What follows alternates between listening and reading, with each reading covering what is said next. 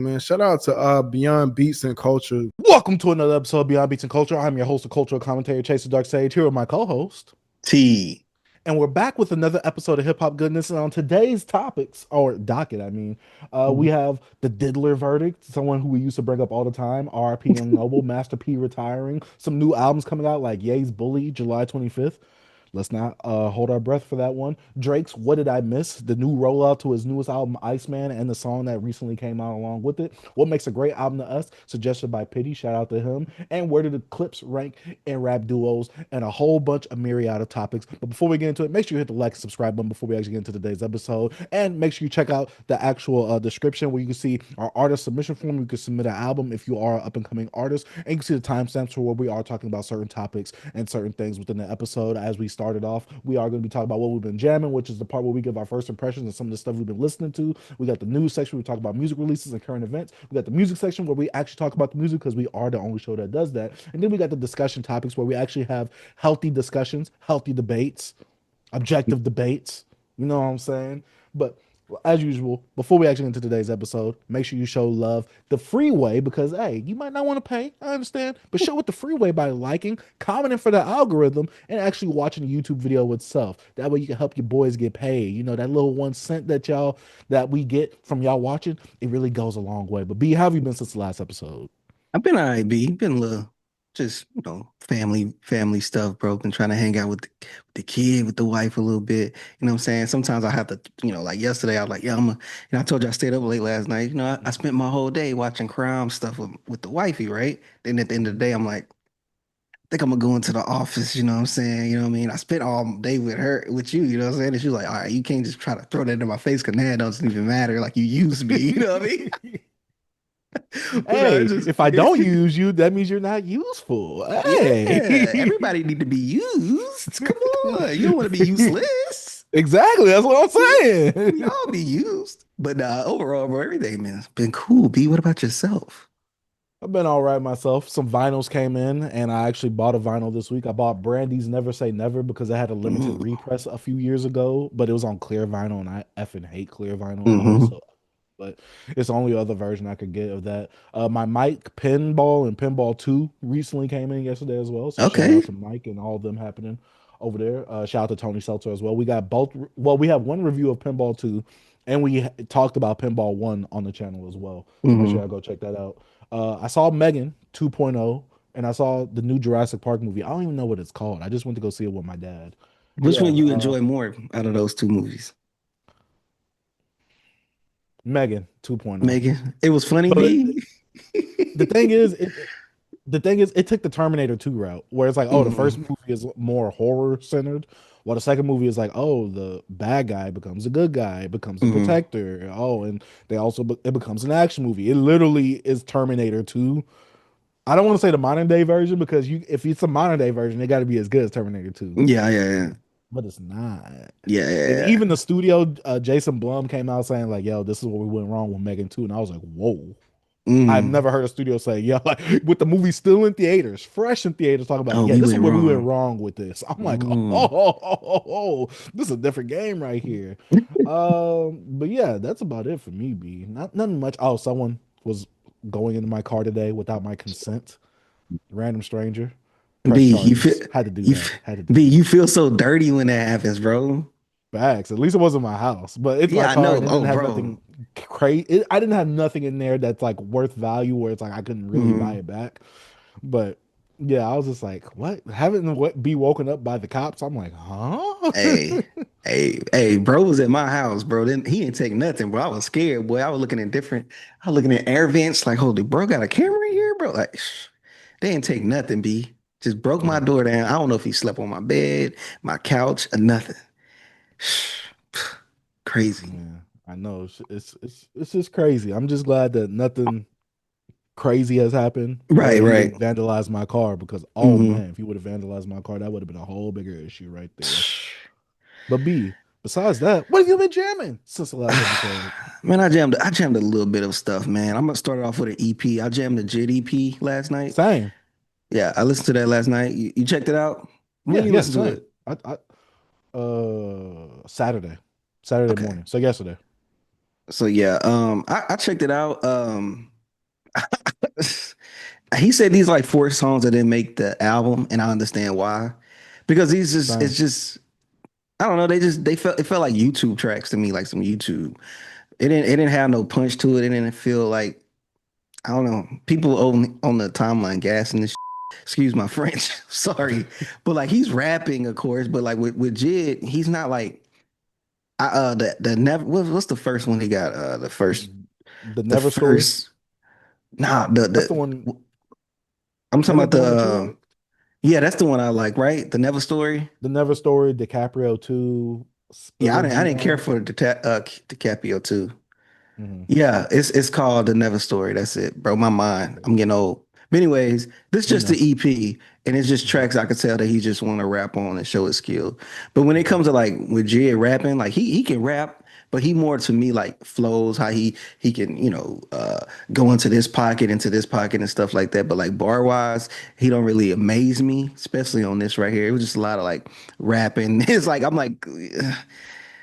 And people could be like, well, why you critique him just for rapping? It's just because I don't know. It just didn't do nothing for me. Like Hmm. it was just a lot of Hmm. I don't know. And then the production on here, I didn't really care for. I thought I was gonna like the track with Black, but to me, Black wasn't utilized like I thought it was. I thought it was gonna be more of a mellow track or whatever. But I don't know. It didn't do nothing for me. Then the track I really disliked was the Animals And that's track, part part one. one. Like yeah, Eminem doing his old rap god stuff, and it's just like, man, I'm not re-listening to this, bro. Like this is nothing I'm coming back to. But I know what why this was out. It was just I don't know what GDLU stand for. What did it, you know what that stand for? Did he say? God does like ugly. That's the Okay, name of his oh yeah, album that's coming because out. That's why this is a yeah. Preluxe to it. Hmm. Okay.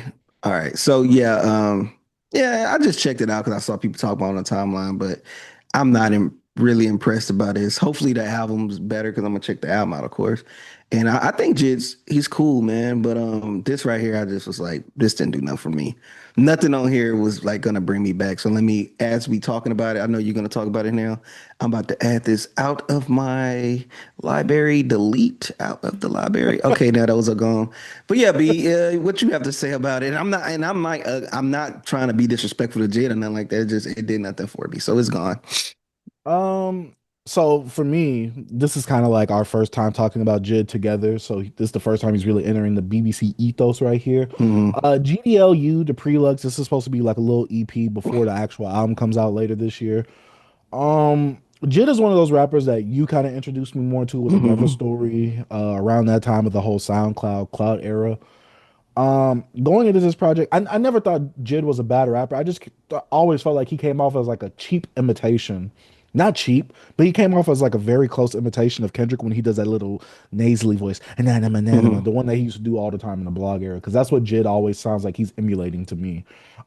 Just like you said, with Jid, when it comes to him, it's more of the flows and the pockets that he gets into. Um, Lyrically, bar wise, he's not really doing anything amazing to me. It's just that he could get into the pocket really well, but he does Mhm. that rapidy rap thing where he starts going real fast, and I'm just like, I feel like this is more like showboating than it actually is good rapping, because a good amount of this he does this on, and there was points on this where I'm just like, I don't care. I know he came out with like a little mixtape too before this, where he was going on Cardi's HBA and he did a freestyle on that. And the Jid fans say, "Oh, this is better than Cardi's version." Y'all didn't like Cardi's version to begin with, so why y'all saying this is Mhm. better? It's not better than Cardi's version, because this, to me, when it comes to Jid's rapping, sometimes he just doesn't have enough weight to him when he's rapping for me, and that's the problem with it. I like the first track; I thought it was a cool opener, but the track with Lil Yachty, I was like, okay, this is a weird mix right here, but I see it. The Atlantic connection. The next song with Black, I see it, the Atlantic connection, but Black to me wasn't really needed with this song, even though it says it's Mhm. kind of like a with instead of a featuring. Uh, and then the song with Eminem, which was a talk of town on Twitter this weekend. Why did you even have this in the chamber? That's why I have to ask. And they got another one, B. This part one. B. Jesus. And I was saying, oh, excuse me, Eminem killed Jid. Oh my God. Eminem. I'm listening to this. I'm like, bro, nobody killed nobody, bro. They just both was Facts. just putting words together. It Hmm. wasn't like to me, it wasn't really like no bar fest, like something like, ooh, I didn't feel nothing, no weight to none of it. Just, oh, I'm gonna rhyme this with this. Yeah. And I'm Oh, gonna put excuse as me. many syllables and many words in between Words this to before I it. can have to get to the rhyming word. I'm just like, Yeah. Like I'm like, it don't impress me. It's like, but this Eminem sounded like the older, like early 2000s Eminem. This is what this one mhm. sounded like. But besides that, this project literally did nothing for me personally. Like I said, I liked the first song. I thought the first song was cool, but before that, I mean, after that, nothing really intrigued me about this project. I will never go back to this. I won't even go back to the song that I liked. I just that was the one song I liked in this project. I tried to give it a fair listen. It's four songs, 16 minutes, 57 seconds. I wish I could get some of that back though. Yeah. Ugh. Mm. Oh man. But B, you got anything else to say about this project? Um, I'm I know I'm Shea just Butter Twitter was glazing this earlier this weekend. yeah, I just don't want to. I don't care if I sound like a hater, to be honest with you. I just really don't care no more. But I just didn't like this, and I'm sick of y'all saying Jed next up. He's been here for a while. This nigga older than both of us, and they say we old. He's older than both of us. He's next up. Okay, this is cool. This is cool. I'm ready for the album. This is nothing that's like wow. Like you want to listen to somebody just spitterific rap, do your thing. You know what I'm saying? That's all I really gotta say. It's really. Yeah, for me personally, Jid is for someone who, if you like Freddie Gibbs, you'll most likely like Jid, but Jid isn't as good as Freddie Gibbs. Mm, And I've seen Freddie Gibbs giving Jid his props, but I'm just like, if I want this type of stuff that Jid is doing, I'd rather go to Freddie Gibbs because Freddie Gibbs has a more weightier delivery to his lines and to his rapping than Jid does. Jid just kind of does the fast rapping just to do it. I'm just there's no reason for you to do this. There's no interesting pocket where it's just like, oh, you really switched the flow mhm, up on that. Well, I got that. Like, it's like, okay, I know you could do this, but are you doing this in a unique and creative way to where it's like, oh, this is like really wowing me. To me, it doesn't wow mhm. me, and that's the problem with it. Like, yeah, I, you could do it, but it doesn't interest or wow me. I think it's more. It helps me more with Jid. That's what I'm saying. When I listen to like an album or something, when he have a song with some structure, then I can actually like enjoy it because what he's saying matters. You know what I'm saying? Hmm. And when I listen to rappers, I don't really care for like the whole just rapping all fast. Like I like Eminem for his albums. I like when Eminem, has a concept on the song and it just he's staying and following the concept of the track and he actually, putting some stuff together. And yes, if you want to freestyle and stuff like that, yes, there's some fun, quirky Eminem freestyles I love. But like Jid for me, like when it comes to that I don't really care for it like that. So this EP wasn't for me because I'm not like a fan like that. You know what I'm saying? So this not for me. And but yeah. Yeah, I'm not a fan either, and this definitely was not for me. And this Yeah. isn't something that's gonna win you over. But I mean, for the Yeah. fans that do love Jid, this is something to hold y'all over for Right. the yeah for the next project or the upcoming project this year. But yeah, let us know what y'all think about GDLU Preluxe down in the comment section down below. B, you want to go next again, or do you want me to go this Now time? you could go since I started off with that one. All right. So I'm gonna put these two projects kind of together. Shout out to the boy RB Reyes as usual. I listened to some Hmm. more of his Prince recommendations. This time I went to 3121 and I went to Planet Earth. These are the albums that I was mostly listening to this week, trying to get it Hmm. because I'm just like Prince. When it comes to his writing, he's a bit more methodical and I want to say symbolic with what he's saying some of the times. And so there's some points where I'm just like, either it's because what I'm doing right now, I don't get it, or maybe it's just so simple and I'm just maybe overthinking it. But going into both of these projects, I like both of them, especially with Planet Earth. It gave me more of like a country blues s sound that Prince was going for. Obviously, both of these have some R&B themes and sounds in them. But when it came to both of these projects right here, I found myself going back to Planet Earth a bit more than 3121. And I think it's more so because the sound was a bit more diverse, I want to say, Hmm. when it comes to the actual production of the album. Like I said, it kind of gave me those country slash blues vibes for what he was going for, like songs like Guitar, the opening song Planet Earth. I love the song Future Baby Mama, Mr. Goodnight, All the Midnights. And when it starts going on that run later on, when it gets in the more R&B centered part of the album, I really did enjoy it right here. But I'm just wondering, like, these are the type of projects I kind of want to look more into because I want to get like why did he make these projects? What was the motive behind this? And then going Hmm. to 3121, I really enjoyed that one as well. Like I said, the previous time I talked about musicology and the last one we've been jamming, I'm gonna bring it over here. I like that Prince has these short albums. They're not like over an hour long. Like Planet Earth was 10 songs, 3121 is 12 songs. I like that. 53 minutes, 34 seconds. Going over this project right here is the more I want to say R&B centered focused project, not super R&B, especially contemporary, because this came out in like 2006. But I still enjoyed this project overall. I think the only song I didn't really care for was Ti Amo Corazon, but this is a Mhm. project that I definitely have to go back over a few more times because I went over Planet, was it Planet Her or Planet Earth a bit more than I did 3121. But I enjoy both these projects overall.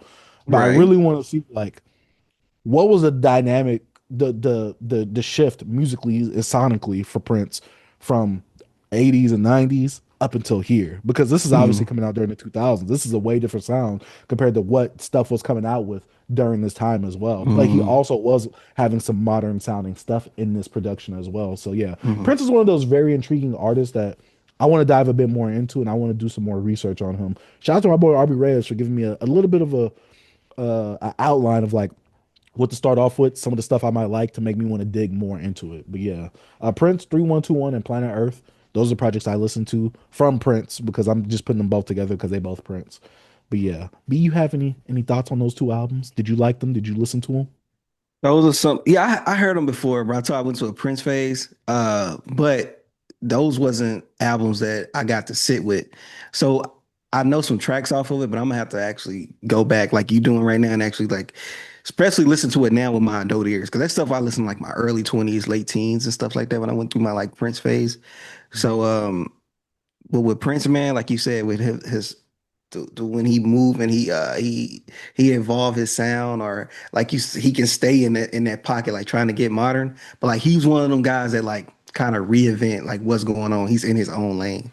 So, Mhm. bro, if you go all the way back, like how far you went back yet? Like you early Prince yet? Like early No, no, no, Prince? no, no, no. So this What's that? stuff Have was you like music album. No, the only thing old album wise I've heard by Prince is Purple Purple Rain. Rain? Okay, yeah, yeah. So like if you go even further back than that, you're gonna be like, okay, yeah, this dude was like not super further back because his career was still young then, but you just see like everything he's done, B. Hmm. It's crazy. It's crazy. It's crazy. But but uh but nah, man. I have to re-listen to that, bro. I got to listen to a lot of Prince stuff. It's been years. You know what I Do you mean? think you're gonna come out with something different now because you're older and you might get some of the I stuff might, that he's I'm, talking about? I might come up with a totally different experience with the projects because, Mm, especially when I was younger, I, I was, still naive to a lot of things, like certain stuff I didn't understand. You know what I mean? So it was hmm some Prince albums that I was like, don't know if I really like this one. You know what I mean? hmm So Yeah, I think I'm, a I'm song like Nikki Darling, I did not get growing up. mm-hmm, But as I've gotten mm-hmm, older, and like I said, when I mm-hmm, did a re-listen last year, I'm like, mm-hmm. oh, Yeah, yeah, yeah. oh, okay, Because I think okay. then I listen. I think we both listen to that. I think you listen to it. I'm like, let me revisit Purple Rain, and I Hmm. re-listen to it as well. Because yeah, but now because that was like Purple Rain was like one of the first vinyl that I think my granddad like gave me. Dad, he gave me a lot of Jackson 5 stuff. You know what I mean? Like, so yeah, I was like, yeah, I like the movie Purple Rain. I thought it was cool because this little dude, you know what I mean, drive motorcycles See, I sometimes. I Yeah, never seen it. Is it you never see the actually a good movie? movie? Nah. It's a good movie. It's more of like that Which one's cold. better, the soundtrack or the movie? Oh, the music, the music. B, come on, man. The Oh music, man. man. So so the next project I listen to, it's gonna be short because I actually covered all these EPs on the what we was jamming, and that's Mhm. by the boy Quadry, man. He dropped a Magnolia the complete series. He put all the Ah, EPs I together. forgot he just dropping that. I Yeah, meant to yeah. listen to it. I didn't He know. put all the EPs together, and I love the art direction he did with this project, especially the cover art. I love how he had like all the colors of the EP with like a silhouette of him, and I just really enjoyed that. And all together, it still is like it's not it don't feel like it's a like a project that's complete with each other, but the storylines and all the like side quests pretty much that's going on to build around the Asking Magnolia is there. And you Hmm. hear the influences from him being from the South and stuff like that. And Hmm. it's kind of broke down into like, hold on, you have episode 6. Yeah, so it's like it's broke down into episodes, but you got episode 1, the intro, and then you have 3 tracks after that, like 4 tracks, and it goes to episode 6. And how he did it was like, oh, fight, and he has another track. It's Fight Night cartoons, and it's like a little.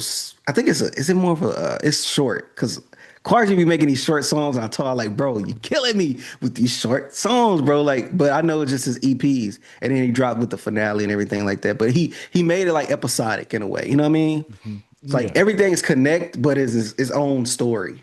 And I like the direction from this, man. So shout out to Quadry, bro. You know what I'm saying? Hey, I'm ready for the next thing he drops. So, but yeah. If any of you guys haven't checked out Quadry, y'all check him out, man. He's trying to get his name out there, bro. And shout out Mhm. to I think his name's Z. He's like a he deals with he's in the music business. I forgot he owns like a platform. I can't think of it, but he actually talks a lot about like splits and streaming and all these type of things that's Oh, going about on the in the white music guy on industry. Twitter? Yeah. And he actually shouted out Quadry and like kind of like put like this project in the art direction on like his platform, pretty much like on his Twitter, and gave it more of a a bigger voice. So I thought that was dope. Hmm. So mhm. That's cool. I was Yeah. gonna say something, but I was about to say, ain't that the guy that Kiko was going back and forth with a little bit on the TL that one Oh yeah, time? they went back and forth Okay, that before. was Yeah, okay. yeah. That But was I him. like Okay. Zito, man. I like some of the stuff he put out there, man. I forgot. I think his real name Brian, I believe. But I forgot what platform he actually owns. I forgot, bro. I can't think right now. Blanking. But yeah, Hmm. B, what you got? What's your next project? My next thing I gotta talk about. This came out about what, 20 years ago? Doug Motivation 101. The motivation behind this show right here, or at least the thing that started the topic and the conversation behind this 20-year Yeah, anniversary. I don't know, B. Are we gonna have to put this on the review docket or something? Because this is a 20-year anniversary of it. for real? Coming up this month. Hmm. We might have Let's to.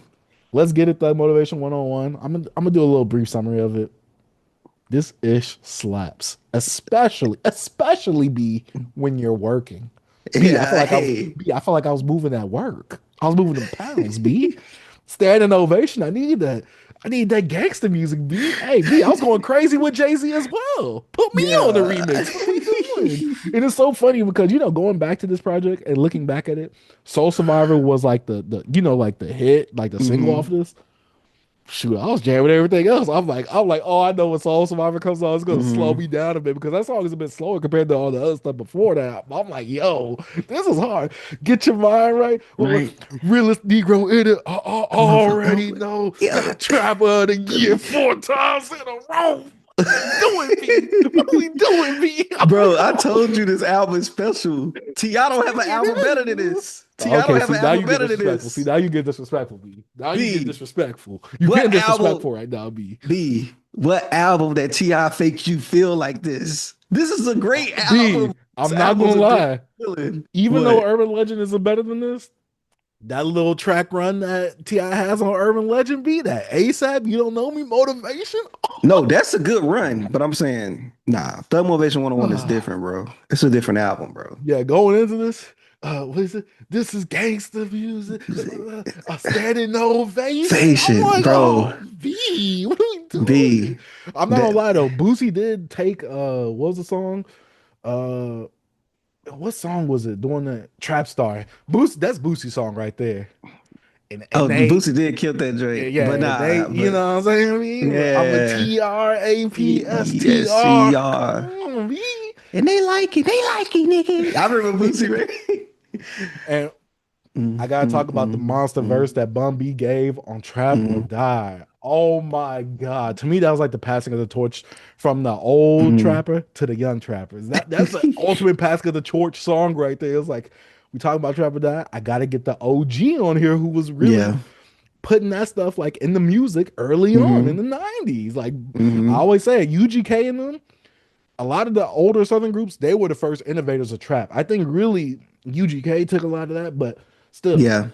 Trap or Die, dude, that verse T- from Bum B, oh my God. but I like I like T.I. verse too on Bang. Let off 50 shots Oh and niggas yeah. ran like a track beat. I know I gotta do the thing for flat feet. Come on, bro. I was Hey like, B, man, hey hey. B. No, I was thinking about it when we had a discussion about who was a better rapper, Gucci versus Jeezy. Hey B, I Hmm. heard that line that you quoted. Yeah. Was it? My boys We all don't strapped in the sleep car, well, no and I ain't seatbelts. seatbelt. I ain't talking seatbelts. It's just certain stuff Jeezy used to do to me. Like some people are like Gucci understand, but like I don't know. Jeezy with this, bro, it just made me feel a different way, bro. He's like, my boys, what he say? My guys don't drink Pepsi, they just sell Coke. You know what I'm saying? It just Hey, bro, and then he was talking about the story. I forgot the track, but I talk. Don't get caught. You can do your thing, baby. You can do it. So, bro, him talking about the officer. Yeah, man. When the cop comes, he's like, "Yo, come on, bro. What feeling could you get? He made you feel like you was in the car with him, finna get caught, bro. You in the passenger seat. The cop like looking at the truck, bro. This album is special, bro. And Uh-huh. it's people love this album, but like bro, it's one of them albums, bro. I'm telling you, bro. This We might album have is to review it. this album is different, bro. Hey, nah, Bro, this is the 20-year you couldn't anniversary knock of a ball off in my Air Forces. Hey, and you ain't seen, bro. Nah, this I album kind of wish it crazy. didn't end off on that song. I wish the I, album had a better ending, but I feel you, but yeah.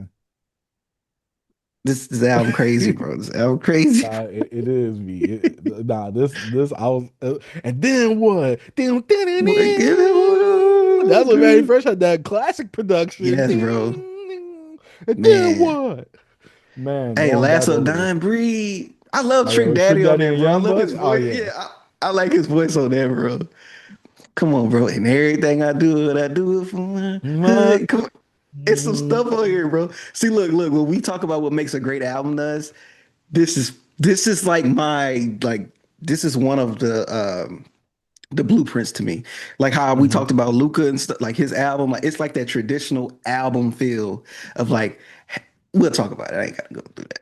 But To yeah. me, and I was thinking about it, I was just having a slight thought. I'm like, if Mm, Lil Baby wanted to come back, he'd have to go over the old school trap beats, the stuff like Young mm, Jeezy and Ti and all that was doing. If Lil mm. Baby wanted to have a trap classic, because when I'm thinking about trap classics, this is a top fiver. Yeah. DS2, top fiver. Mm. B. If Lil Baby wanted to be in those discussions, he has to go over the old school version of trap. The thing that's missing with Baby is the production. It's too not futuristic sounding, but it's too like modern. I think he needs to pull it back, go a bit more old school, go a bit more simple. But also he needs to have that delivery with him. Because when we talk about Thug Motivation 101, Jeezy had that delivery, B. He might not be the best lyrically, but he got that goddamn delivery. You felt what he said. Pause. It's kind of like like when you said he felt this, like it was more authentic, like if you believed him, you know what I'm saying? So Hmm. that actually added to this album. It's kind of like the Pusha T effect. Like you probably some people say, oh, Pusha T not a good rapper or whatever. But like what Pusha's dope, but like when Pusha say something, you feel it. Like you like, dang, he really meant that. You know what I'm saying? That's Hmm. like brings people into Pusha T. And Malice as well. That's what they do well to me. So Jeezy to me, he's one of those type of guys, especially in this time of Jeezy. Like, yeah, like you said, like, he's more like he's like monotone in a way, like Jeezy is. It's like he's not Hmm. very crack. Like he's not showing no charisma and then like that really. Hmm. It's just I'm You think telling you so? how it I think is. he got, yeah. I think he He got a little got charisma. I think the thing is he got presence. That's the thing. He has I get presence when he okay, it says could it. be the presence, but I mean like with the charisma to me, like yeah, I guess he can be charismatic, but it's like it's not like a way of like a charm to me. Like Hmm. dang, I can see why people when somebody have that presence, it's just like Jeezy has the presence of like I mean what I say. Like I mean my Yeah. business. Like it's that type of like don't play with me. Like I see. I get that's what that I'm getting. because I'm one of those people that I like 102 a lot. And I Yeah, think yeah. Jeezy got more charisma because he got better at one penning and songwriting Okay, okay. on 102. So I get what you mean now, especially So when I'm looking I back might have to at go 102 back. I versus haven't listened to Jeezy. 102 in years. Like we talked Hmm. because you talked about it earlier this year. I believe you was talking about it, but Yeah. I haven't listened to that in a long time. So it's like like with Gucci, right? Like I know it's like Hmm. You out Gucci Jeezy, but like with Gucci has charisma and he's like Hmm. somebody you don't play with. You know what I'm saying? Hmm. Like that's Facts. what you Facts. know what I mean. So it's like okay, I can see why like you could be around somebody and you're like, man, this dude is funny, like, but he can get really serious and like don't Hmm. mess with him. That's what I get from Gucci. But when you're around Jeezy, to me, it feel like, all right, you just mean business here. Like Hmm. I'm not for to play and joke with you. That's the vibes Facts. I get for them See, with Jeezy.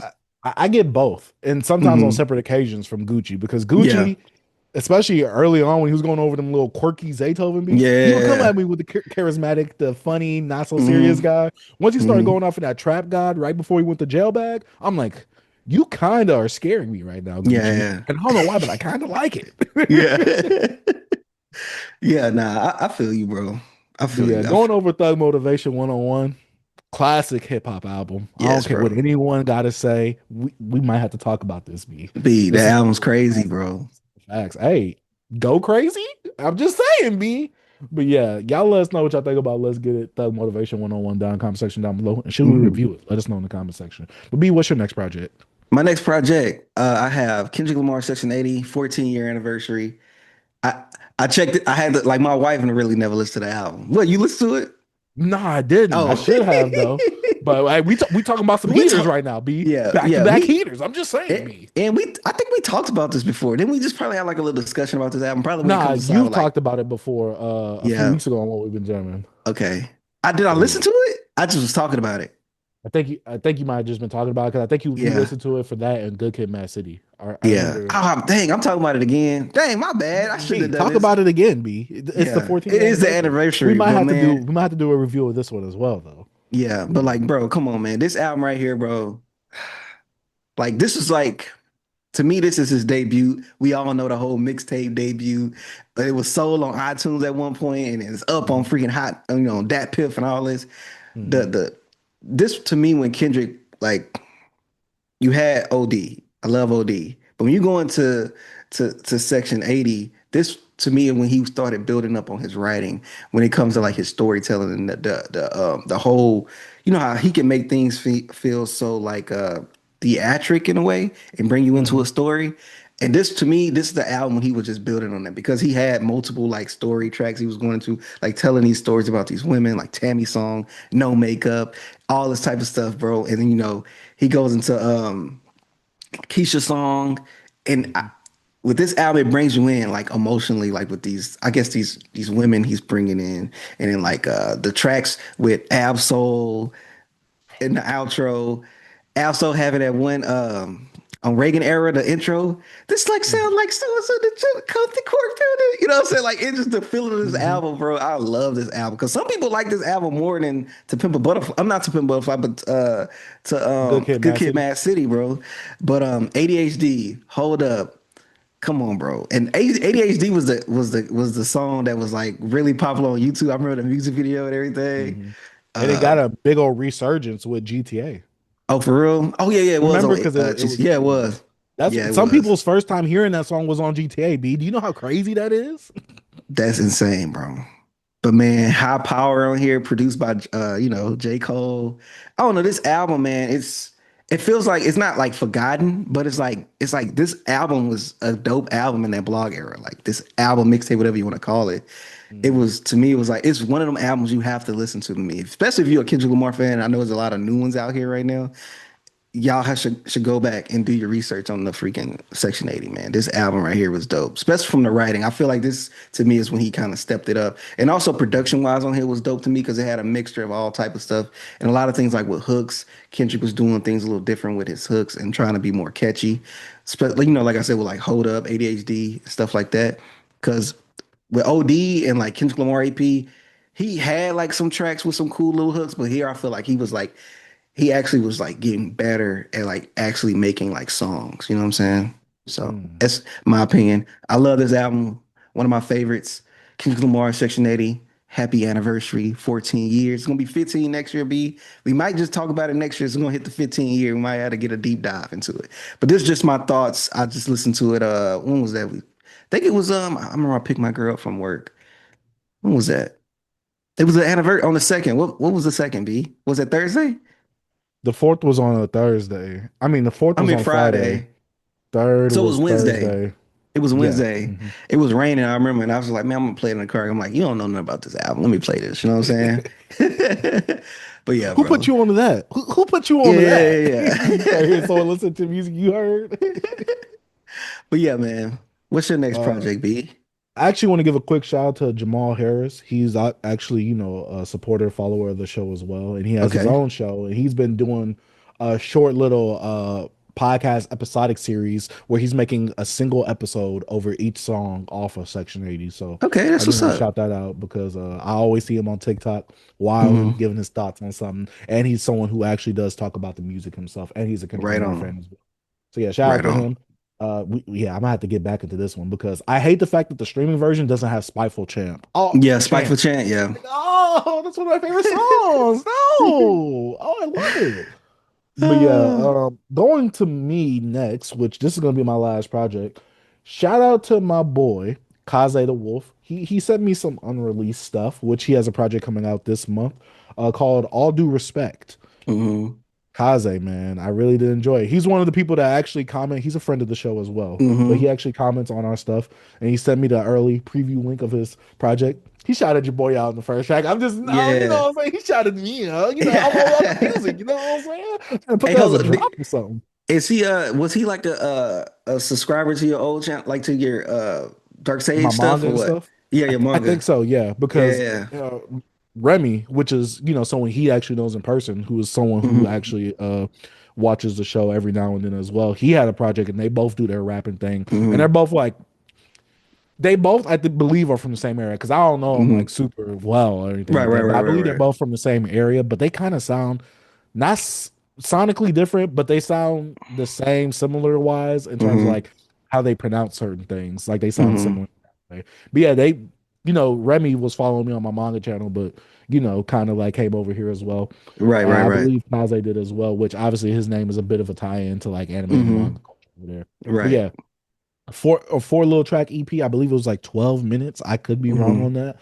I really enjoyed it. I like the production and I like the cover as well. So shout out to my hmm boy Kaze. Obviously, that's all I can really say because he doesn't have it out yet, so I can't share it. But hmm when it does come out, I'll listen to it again, stream it on the streaming platforms because I do want to support it as well. But yeah, That's shout out what's to my up. boy for sending me that early link. I was like, hey, he said, Yeah. don't leave me. I said, I got you, my boy. I got you. Just give me the early link. Hey, but Oh yeah, shout man. out to him. That's what's But up, B, man.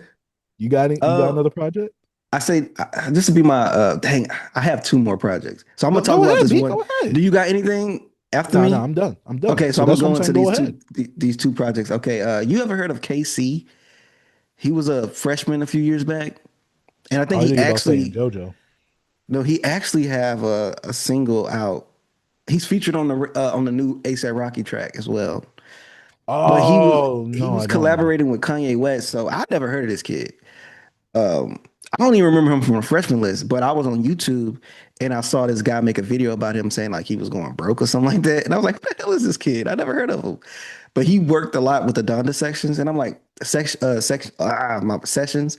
So I was like, let me check him out. So I went and saw his latest album that came out a few weeks ago. It's called Before I Was Born. And, I think he's from the Minnesota area. He's his family, immigrants. I think he's like African or something like that. But he's from America. I think he's but on this stuff, you could tell that he's like Yay Baby, Travis Scott, a lot of those guys. Because production, I don't know if he's like heavily producing. Because I feel like to me, the production on this kind of stood out more than like the rapping. Like he had some cool little soul samples I like in here. Um, he had some cool little drum patterns on some of these tracks as well. But overall, it's not nothing I return back to. I just want to check him out because I never heard him. I missed him in the freshman cover. I don't know if you remember KayCyy. You ever saw him in the yeah.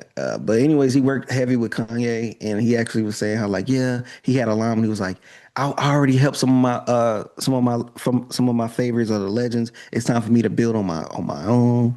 Blah blah blah. And I'm like, okay, okay, but nothing on here really just like stuck to me. I didn't like any song on here like favorite, my bad. But there's some song on here that was cool, but I don't know. I don't know what he did on that ASAP Rocky joint. I might have to check it out. But this wasn't like something that was like, wow, like I see why Kanye like had him on his team. I'm looking at some of the production credits on this project. He has a few, but he's not like solely producing this project He's not himself. super producing. Okay, cool. Okay, yeah. But yeah, that's pretty much all I gotta say about that project. But the project I really want to talk about Mm. is Blue and August for 940. I'm Blue, the sorry, rapper Blue. that made Yeah, Below yeah, the Blue. Heavens. Yeah, Okay. Blue. I'm sorry, Blue. I was sleeping. I, I slept on 40, bro. I didn't listen to it. Came out in April. I feel so bad. B, this might make my top 10. I don't know. I might say that a lot this year. I don't know. But this right Is here, this the B. album that you was talking about, B? The one that you Yeah, yeah, you yeah. So caught? I'm like on track three, and I was like, let me buy this vinyl. Hey, track three, I'm like, yeah, let me buy this. The production, every song has a feature, and it's like everybody is telling a story of growth into like in the music industry or with life because this is a milestone. Blue reached 40, and we've been listening to this guy. Well, me, I know I have since his early 20s as a coming of age, and then you see him at 40 now with the cover of him and his son. I think he has two kids now, but he has a picture with his son and him having a 40 balloon. And it starts off like with the first track with him just like, "Hi, my name is John. It's my birthday," and him going to this, and he got Mickey Fax on here just doing just just rapping about like aging in hip hop and talk about how he's for to be 40 so and so or whatever. But like it's just dope, bro. Just seeing like these rappers, especially a lot of rappers on here, like growing and just speaking about their life lessons and stuff like that, bro. And I just love the production on here. I love the features on here. Like my favorite song here, probably I like Happy, but I love like Love, the track Love. The track Love is dope because it's a four part. It's like it's a 7 minute track but it's four different songs about love and like the love of like a romantic or being like love and being like devastated about something or being in love with things like different things you're like into. It's like it was different forms of love, and I was like, man, this is dope. And like the last track was like the feature he was rapping, but like the first three tracks is like you got a singing feature and you just got Blue rapping in different perspectives of love. And like man, I was like, yo, I'm playing this album a lot. I'm sorry.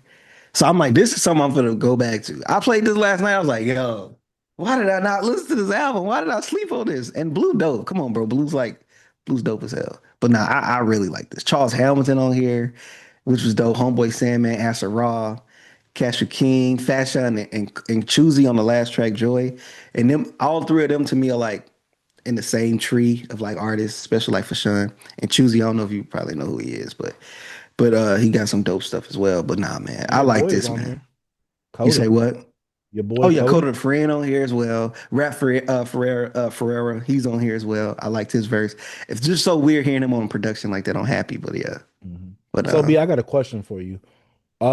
So I'm looking at track Love 1 through 4. I see it's a mhm. 7 minute track, right? There's someone on there named Yara. How was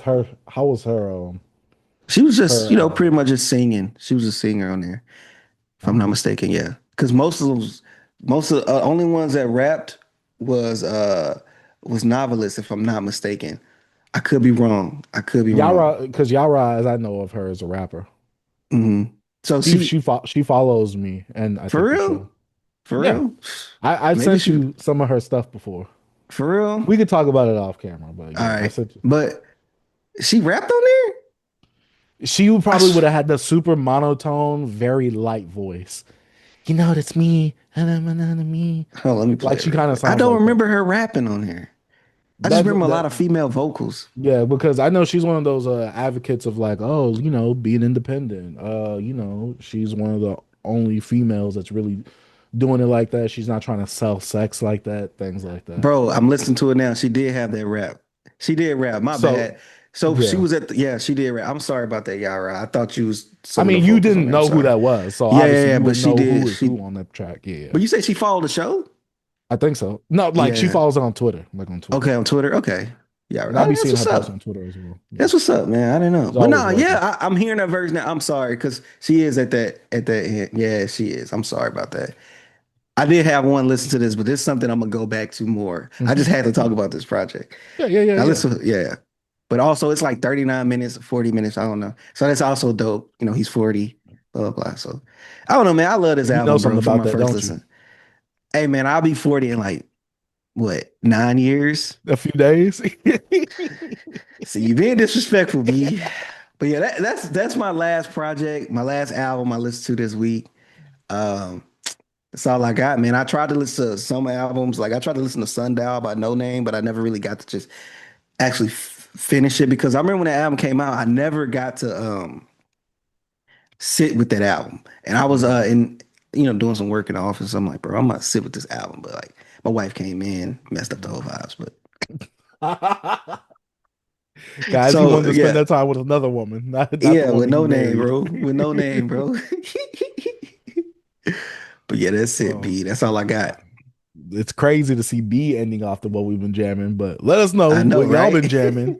down in the comment section down below. But now it's time to get into the news section of the show where we talk about everything music related, announcements, and hip hop news and current events. Let's go ahead and start off with the music releases announcements. B, I know you're really excited for this one. Ye's Bully, July 25th. I know you're just counting down the days right now, B. On your wallpaper on your computer, you just got the little clock just running down until 12 a.m. hits for this not to show up on DSPs. B, what they think Drake is, Kanye is, bro.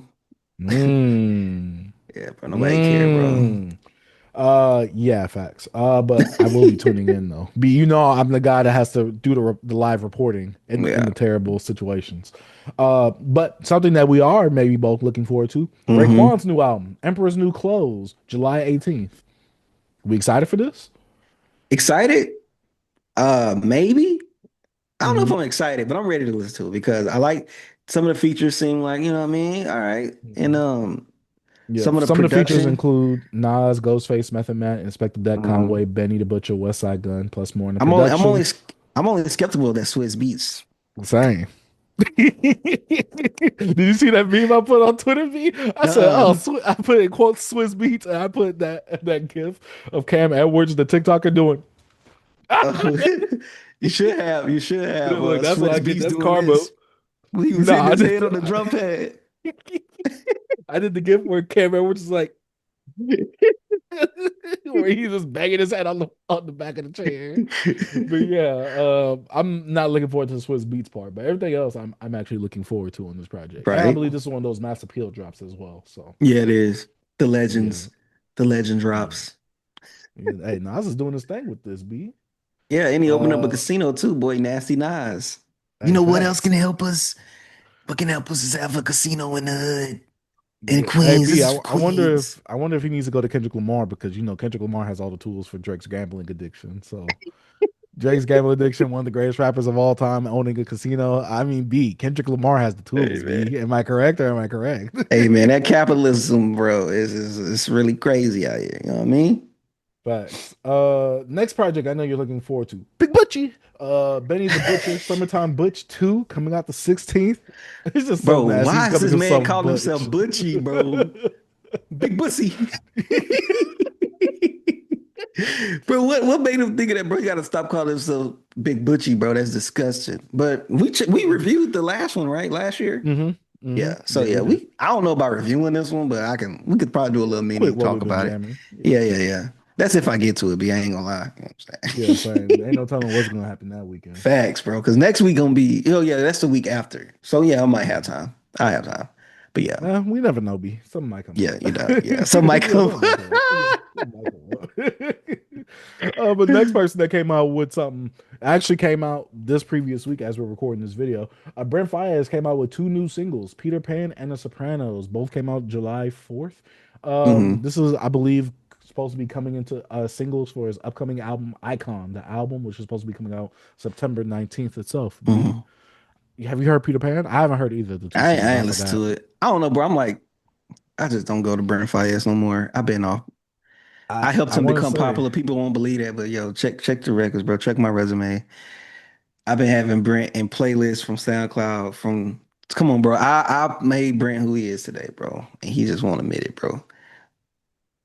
I'm just saying, excuse bro. me. I'm just um, saying, I've seen bro. a lot Go of people back and do turning your on Brent hey, Faiyaz on the hey timeline B. when these were announced. Do the knowledge, nigga.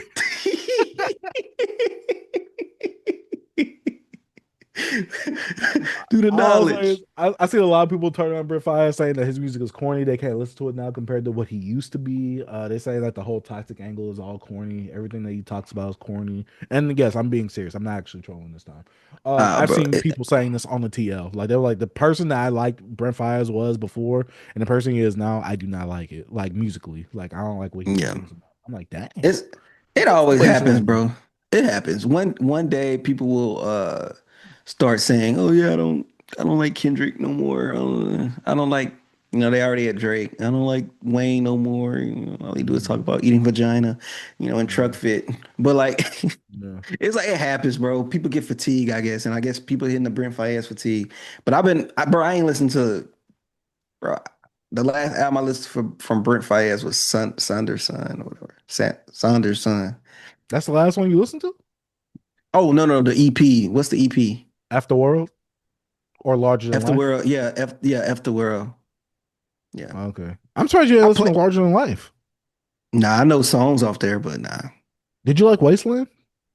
I never I listened to love Wasteland. Wasteland. I love Yeah, I never Wasteland. listened to it. Bro. People usually they come a little late, bro. I've been off Brent Fayez, bro. He good. Y'all can have him, bro. Yeah, I'm assuming you made The Weeknd popular as well. nah, I didn't. Nah, weekend the weekend. But Brent Fayez, bro, go to my SoundCloud. I put the nigga on, bro. Okay, he needed Juvie. Okay, okay. And I know you're really excited for this one, B. Metro Boomin dropping a mixtape this month. Dom from Potty Mouth, shout out to them, said that he's reheating the Drake Nokia nachos. He could be, but man, I don't not like Metro Boomin music. I don't care for his beats, really. I don't. I'm just not a fan. I'm not listening to this. I don't care.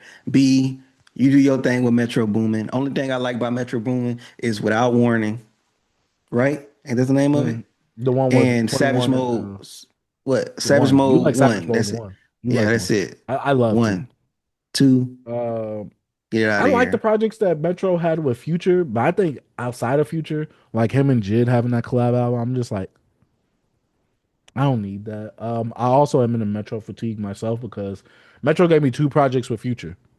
I enjoyed both of them.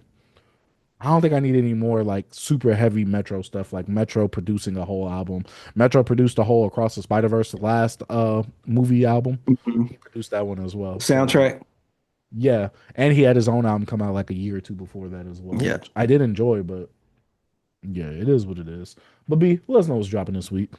Man, come on, man. This actually dropped this week because I see some people have it already on vinyl. Giveon Beloved. Are you gonna check this R&B project out, B?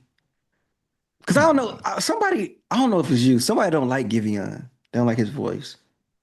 No, I I don't know think if his it's voice somebody is I know. weird, but I like it Yeah. though. I mean, I like his music though. Yeah, I'm gonna check it out, man. I ain't listened to Giveon in a minute, bro. Because I ain't gonna lie, that summer of 2021 or whatever, not summer, but that year 2021, Giveon went on a run, bro. I think it was 2021, 2022, one of those. It was during the COVID era, man. But anyways, we got Bodie James and Nicholas Craven dropping another one. We got Late for My Own Funeral, which I'm. This is something I'm excited for because the singles or whatever they dropped for this, he The like Spider I Webbing, said, whatever you said. Spider-Man and windshields. It was another one too. I can't think of it. But anyways, with Bodie, I said this I think a few weeks ago. I'm not listening to every Bodie project. I'm gonna skip around because I don't want to get that fatigue. I can't listen to new Bodie project all the time. But this one, I'm going to. Him and Nicholas Craven really never disappoints. So But B, yeah. what if he's creating the Boldy universe though? So like, what if you need that previous album to get what the next album is talking about? Anyways, we're gonna get to Devontae Hitchcock. He's dropping a Deontay, my bad, Hitchcock. He's I think he's from Atlanta. I heard one of his albums before. It was like years ago though. He's dropping an EP called Just a Sample. So he giving people a little snippet. I just wanted to give this some light because I don't know if anybody really listened to Deontay. He's pretty cool though. He all right. Open My Eagle. This is something I'm excited for next week. We got Neighborhood Guys Unlimited. I need to buy the vinyl. I think that's open for that one. I want to get that. I love Open Mike Eagle. You know, different type of MC, been around for years in the underground, and he also doing his YouTube thing right now, which I like his I channel. actually watch his Yeah, YouTube. I I actually like like watch it. I've subscribed to yeah, it because of you. yeah. Yeah, but I've been a fan of his podcast he had throughout the years. He has really dope podcasts, and the one he has now, I don't know who he's working with for the next season, but it's called "What Happened Was," when he grabs an artist and they kind of discuss their whole career and through albums like episodically, and it's dope. He stole my idea. But he did that years ago, and he I had a know whole that's what I'm another one. saying. You Yeah, he know, when had people like finally like, I was thinking of that. Dog, no, yeah, you wasn't. He stole my idea, V. I was thinking about having my yeah, first guest be Big Crit, dog. Like, come on, yeah. what are we doing? And then we got the last one on the list that everybody's been waiting for. I'm waiting for. We both purchased the vinyl for it. You know, some people Apparently, say it's the we. best duo of all time. Oh yeah, we're gonna speak about that. You know, some people Mhm. think we're Clipse haters because of one of our clips that went viral. But like we like the clips. We love Pusha T. But look, Clipse, Let God Sort Them Out, one of the most highly anticipated albums for the year 2025. We got these guys, man. They've been out the game 15 years, actually together. Pusha been still active. Mal has been, being a family man out there, preaching the good, the good word. But here we go. B, are you excited? Are you ready? We got Yes. what, 7? We got what, Yes. 5, 6 more days. I just need them to stop the goddamn clout chasing and let the music speak for itself. But B, this is one of the best rollouts in the last what, 10 years. Time to go to the diddler verdict, man. Because no. I think you could say it's one of the best rollouts, but I say the messaging when it comes to like how they did it to me was more clout chasey, but from getting people attention, it's up there of like Oh yeah, being it's a doing good its rollout. job. It's doing its But job, so just I because it's doing can't. its job doesn't mean I have to like it though. Facts. Like you go to a restaurant, yeah, the cook is cooking the food, but you ain't Mm-hmm. gotta like the food just because they cook it. Well, they did their job. I ain't gotta like what they cooked. Uh, But yeah, B, what you got in the hip hop news, man? What's going oh on, bro? man, let's go ahead and talk about the most talked about man. What for like a year or two now? The diddler, Mm-hmm. his verdict. He's found guilty of transportation to engage in paid acts of You sexual know what I mean? endeavors, The little but not Tushin. guilty of trafficking and racketeering conspiracy in a mixed verdict. Combs was charged Mm-hmm. with 5 counts, 1 count of racketeering conspiracy, and 2 counts, Mm-hmm. each of sex trafficking and transportation engaged in prostitution. Shout out to the boy Kirko for the link right here. I actually looked it up. His sentencing is not until later on October this 3rd, year right? in the fall. Yeah. They So trying to, a I lot of heard people they're trying to trying to get say, it. Oh, what, my you trying to bad. get He's trying to expunged? get it. They trying to get it like earlier, like in July. Okay, that makes Since he sense got his, because yeah.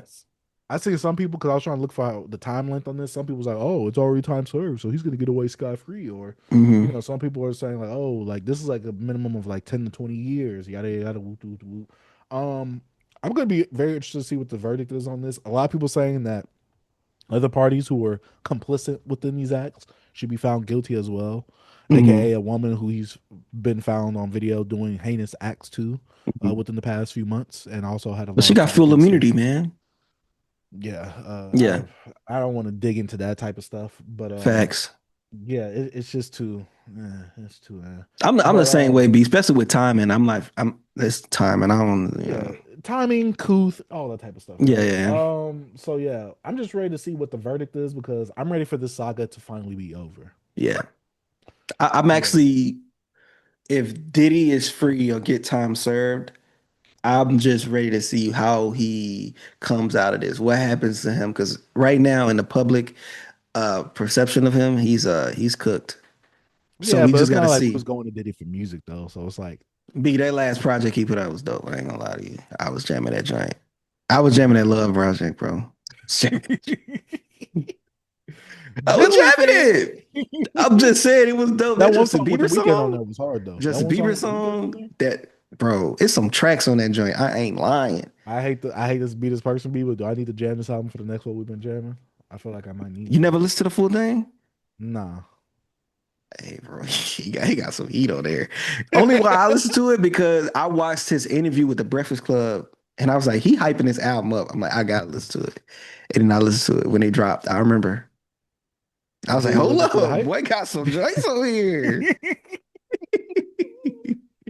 Y'all let us know what y'all think about that verdict down in the comment section down below. Next week's news we got R.I.P. to Young Noble, who was a outlaw rapper. And if y'all don't know who the Hmm. Outlaws is, it's Tupac's group that he had right before his passing and him becoming Machiavelli. Obviously, you guys will know him for their features for Hit 'Em Up.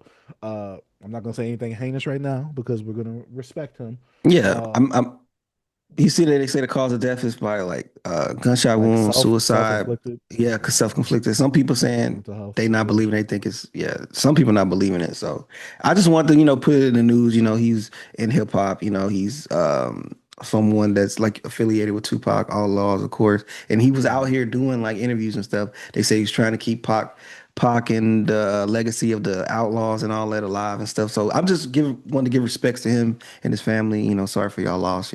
Things like that. But yeah, man. RIP to him. Yeah, RP to Young Noble. But next thing we have, kind of a good thing. Master P announces he is retiring. He basically said, like, yo, like the growth, maturity. That's a Hip hop good don't thing, need. B. You said it's a good thing.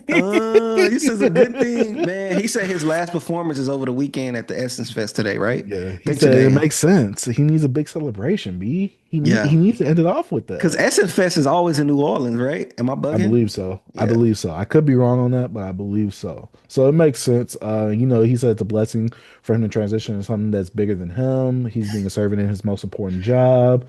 I feel like hard work got me here, even though I didn't know I was going to get this far in life. God spared my life and put me on this journey. See, you can't really say anything bad about that until you start listening to the music and his lyrics. But besides that, Master P, legend from the South, of course. No Limit Records, Ice Cream Man, Ghetto D. Come on, we're gonna talk about that. Hey, But yeah, this is for the bird. What they say? This is for the players in the Cadillacs. You know what I'm saying? That's it, with the letter C. With a so fucking need a flag like to see well, me. B, without Master P, we wouldn't have Soak the Shaka. I know your Oh, it's a favorite lie. rapper. Oh, bro. I be seeing things without seeing them. Been being places where I'm not being there. Bro, Slip the Sock is one of the worst. Oh my God, let me that. But yeah, Master P's new role at the University of New Orleans was announced back in February. So all this has been leading up to him retiring and, doing his thing. So shout out to Master P for retiring. We need more rappers to learn when to retire. I'm gonna say that right there. Hey, sometimes we retire them, bro. Be honest with you. I mean, facts. Facts. But in sad news, Mello Buckzz recently, a Chicago artist, had a album release party, and because she is talking that stuff, sadly, it was kind of like asking for that stuff to happen. I just hate when rappers do these type of things, do it in their city where it's most likely publicly known, and putting other people that have no affiliation to that stuff in danger. Because four people, as it's been reported, has been killed. A lot of people have been injured as well. It just really sucks that people had to pay for certain stuff like this. I know she's been a rough and tough girl, has been affiliated with those type of actions. I think my fiance was telling me either last year or a few months ago that she had a video going viral of her like beating some girl up and smashing her face into the ground. So it's like, I don't feel sorry. I feel sorry for the people who were involved. Let me say this Yeah. because no one deserved to get killed. No one deserved to be Mm-mm. hurt. I just hate that because you rap and bring that energy around you, that sadly has to be affected for the people Mm-hmm. around you as well. So, Yeah, it's culture based, bro. It's sad stuff, bro. I hate it, but it's a part of the culture, bro. It's something that's unfortunately a part of our culture and part just a part of it, bro. It just comes with it, especially in hip hop. You know what I mean? Like how much we want to push positivity, we gotta understand that a lot of this come from negative too, bro. So just a part of it, bro. Is just we can't get out, we can't leave it be. We can't. yeah. And I just hate the fact of you did it in Chicago. Yeah. Why? But B, you also got to understand, like, she's in a industry where it's male dominant, and you got to have a little ego if you're gonna be a woman too. So, and also, like you said, she affiliated with them boys. You know what I'm saying? With them streets, stuff happens, and you got to live up Yeah. to what you live sometimes, especially in those type of environments, especially in Chicago, bro. You know what I mean? So, what do I I just leave hate and it. do my release party in LA? And if I do that, I'm Yes. I'm scared. You know what I'm saying? That's I'm what they scared. said about Chief Keef, and look where he's at, Yeah, alive. yeah, yeah. So yeah. But yeah, RIP and and prayers up for the people who have been hurt, who are God grieving bless the the death of dead. their loved ones and things like that. And last piece of news, because we are the numbers cast. Kendrick Yeah. Lamar breaks enormous chart record with Luther. Has broken another record with his mega hit with SZA. Luther has now spent 27 weeks at the top of the chart, passing Lamar's Mhm. own record after Not Like Us spent 26 weeks at the summit last year. The song also spent 13 consecutive weeks at the top of the Billboard Hot 100. GNX has also been the number one rap album in the US for a record breaking 22 weeks, highlighting the longevity of the project itself. The previous record holder was Pop Smoke for his posthumous album, Shoot for the Stars, Aim for the Moon, which held onto the number one spot for 21 weeks. Nice second applause for Kendrick Lamar and Sizzle. Hey, clapping it up for them, man. Hey, yo, hey, like I said, mainstream hip hop is dying. It's Yeah, not in a good space. It's just not. But yeah. we at least we got Kendrick and SZA putting up some type of numbers because also like in hip hop we really don't care about the numbers, but we care about the numbers because also it does. I feel like while we don't like to use these type of accolades to like represent like what we feel because we feel like the people still push what we need in hip hop, but we also still have to have the numbers and the money behind it because how else are a company gonna invest into you? You know what I'm saying? Like if you can't go into a bank and be like, hey, I want a loan of this. You got to come in there with a business plan or have some type of numbers to show back. Like this is what I can bring in, what I can give you. So hip hop still out here making money, still out here on the charts. You know, Kendrick Lamar, SZA, Luther killing it, and also doing their thing in the stadium tour. So yeah, all good to them, man. I know you said it before, but I'm gonna reemphasize it. B. These people are a product. They have to. They have They something to have to sell. sell They themselves. want to Yes, make money. sir. They're Yes, not in the sir. game just to make art, just to make it. They came into this game to change their lives and to make goddamn money. We got to remember that. Hmm. So the numbers matter for them because Yeah. those numbers are them getting paid. Yeah. People are It's eating a off metric, those man. numbers. They need it. They need it. Yeah. But yeah, shout out to Kendrick Lamar. Shout out to SZA. Always a good thing to see people eating off their music and off their Hmm. livelihoods. But yeah, let us know what y'all think about that news down in the comment section down below. B, it's time to get into the goddamn music talks. The Hey, Iceman is here, baby. The boy is back. boy said he had to clock in.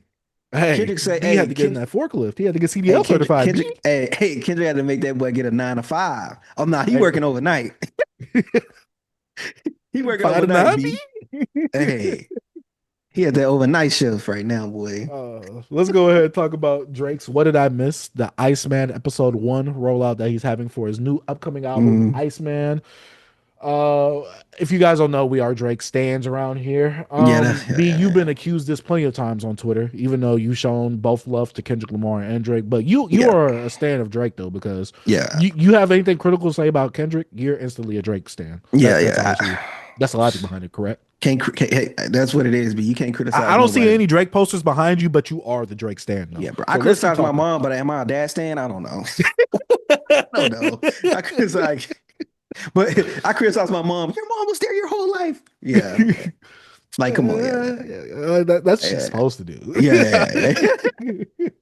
But yeah, let's go ahead and talk about this. Drake recently on the 4th of July, because he knew that it was American Independence Day, he was hating on American guys on some sexy songs for you. I was Mhm. recently listening to that, These which some of the songs on American there are. guys, these American guys.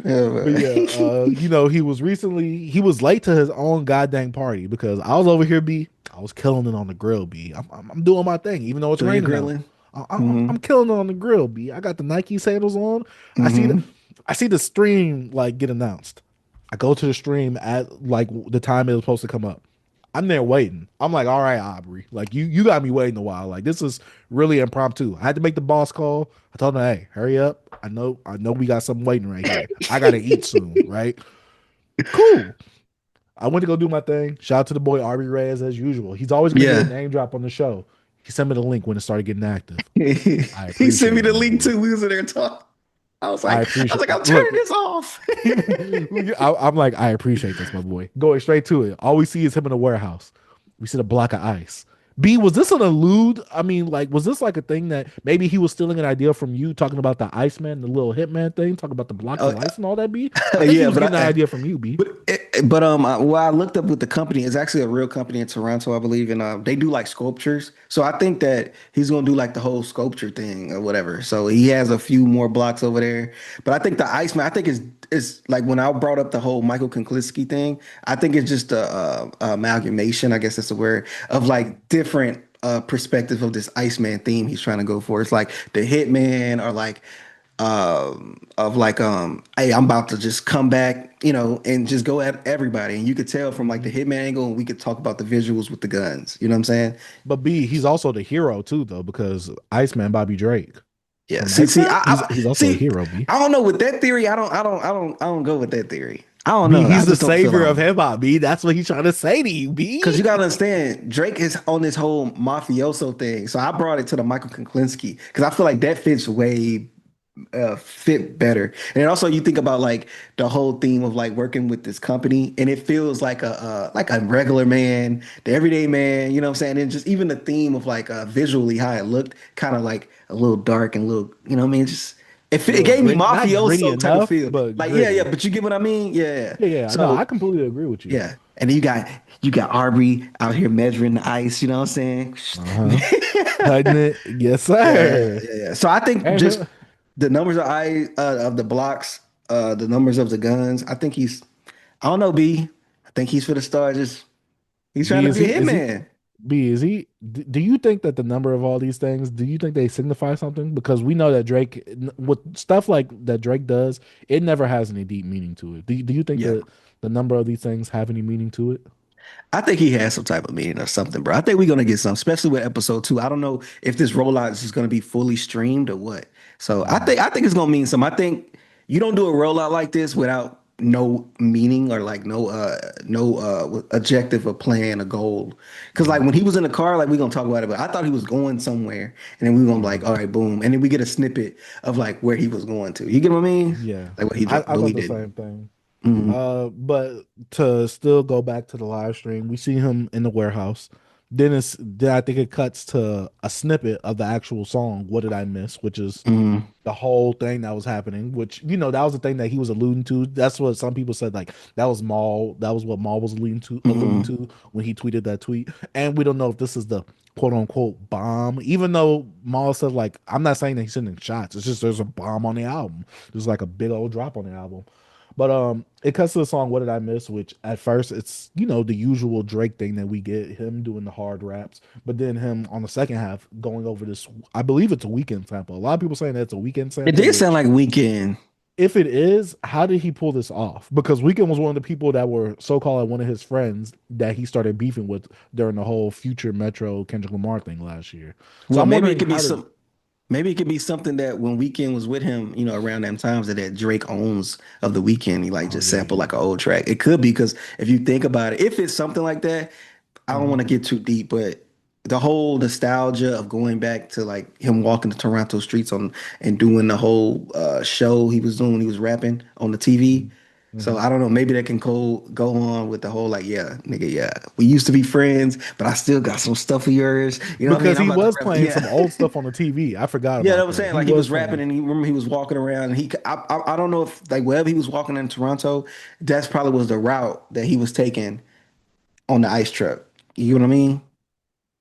So I don't know. Okay, so he's circling back, is what you're saying. You know what I'm saying? Yeah, that's what he's trying to do. You know what I mean? He the Iceman. He the Hey, B, you Iceman, just bro. skating on him? Is that what you're telling me?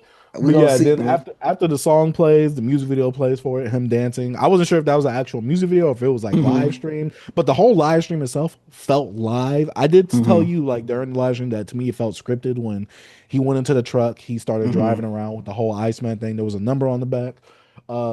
People coming to him, hey, Iceman, Iceman. I'm like, come on, dog. Like, there ain't no people really calling Drake Iceman that quickly. Ain't no way. This feels scripted. Like, come on, what are we doing right here? But yeah, people obviously it felt very live because there was audio hiccups and mishaps happening with the crackling and the audio distortion happening. And Hmm. it seemed like Drake was previewing and kind of like playing snippets of other songs that he has, some more melodic stuff, some more non super hip hop stuff. Hmm. Someone tested him on the street, said, "Yeah, yo, you're a B And word. Drake, you, Hey, would you?" He said, "Hey, what'd you but say to me? Say it again. Don't get shy now. Don't get shy yeah, now." yeah, Yeah, I Drake heard they got can't into sell you no accents, B. boy got into his ally, bro. Drake just identity crisis. But I know he's like from Toronto, heavy Caribbean like influence. But it's like, bro, but it's just so weird that he's bouncing through accents. It's like Drake, stop this stuff, bro. Stop that. Stop Hey, this stuff. B, he's You're an not actor. He's tough, just getting bro. in his bag, B. He's Nigga just an not tough. actor. He's not tough. I Hey, B, hate we that don't nigga. say, hey, B, we don't think that some of these action stars is tough until we see him on the big screen, B. Hey, B, when the cameras get to rolling, that's when they become the tough guy. Oh my God. That's Not what I'm Drake. saying. The Iceman, B. I'm just saying. I'm putting it. I'm tying everything to it. But yeah, after that, I didn't watch the rest of the stream because I went to go watch fireworks. Did you watch the whole stream? Yeah, I technically watched the whole stream. He pretty much was just driving around playing different tracks. He had like a track with like what's the dude? Smiley was on Smiley. there. I heard that And too. he had this one track, it seemed like a little introspective track when he was just bouncing, talking about, just what's going on in the industry. And I kind of like the production one too. I like when he does that.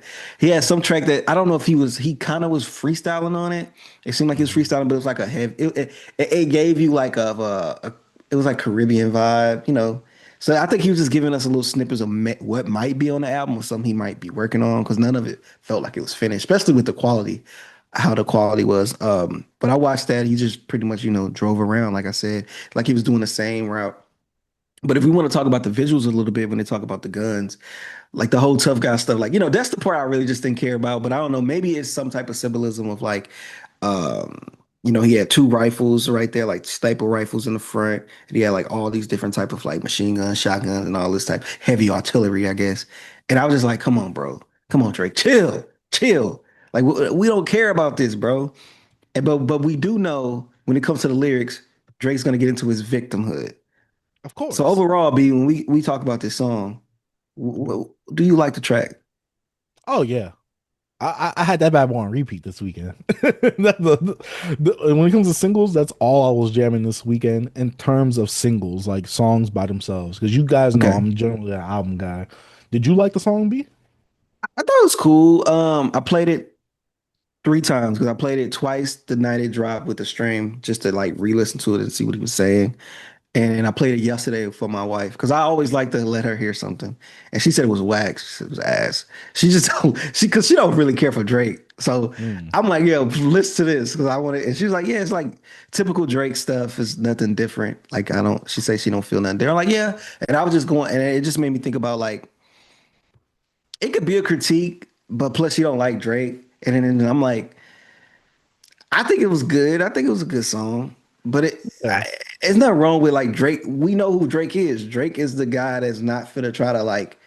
He's not finna be this super artistic dude and change his whole sound, blase blah, and like, oh, I'm showing you something different. Like, all right, he did the whole musical, not musical, but he did the whole house music. That pretty Hmm. much changed the sound, right? He did a different Yeah. direction. Do anybody care about that? No, they make fun of it. No. So it's like, Hmm. I don't know. I don't know what y'all want from the man. But I thought it was And he cool. did a whole R&B album this year. Yeah. Yeah, technically, yeah. But I thought it was cool.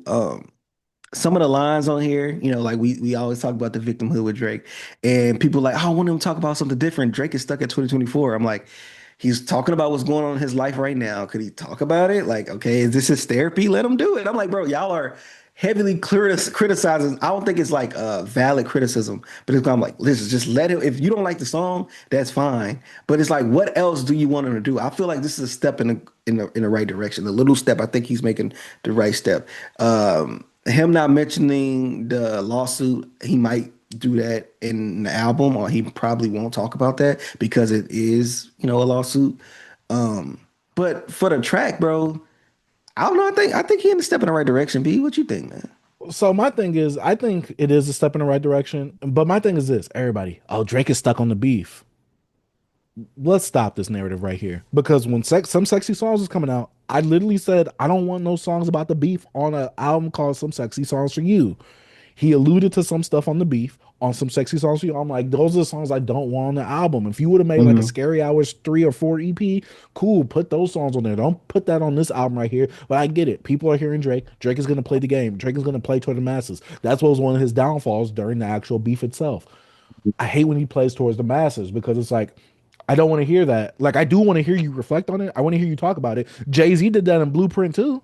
He did that on the second disc.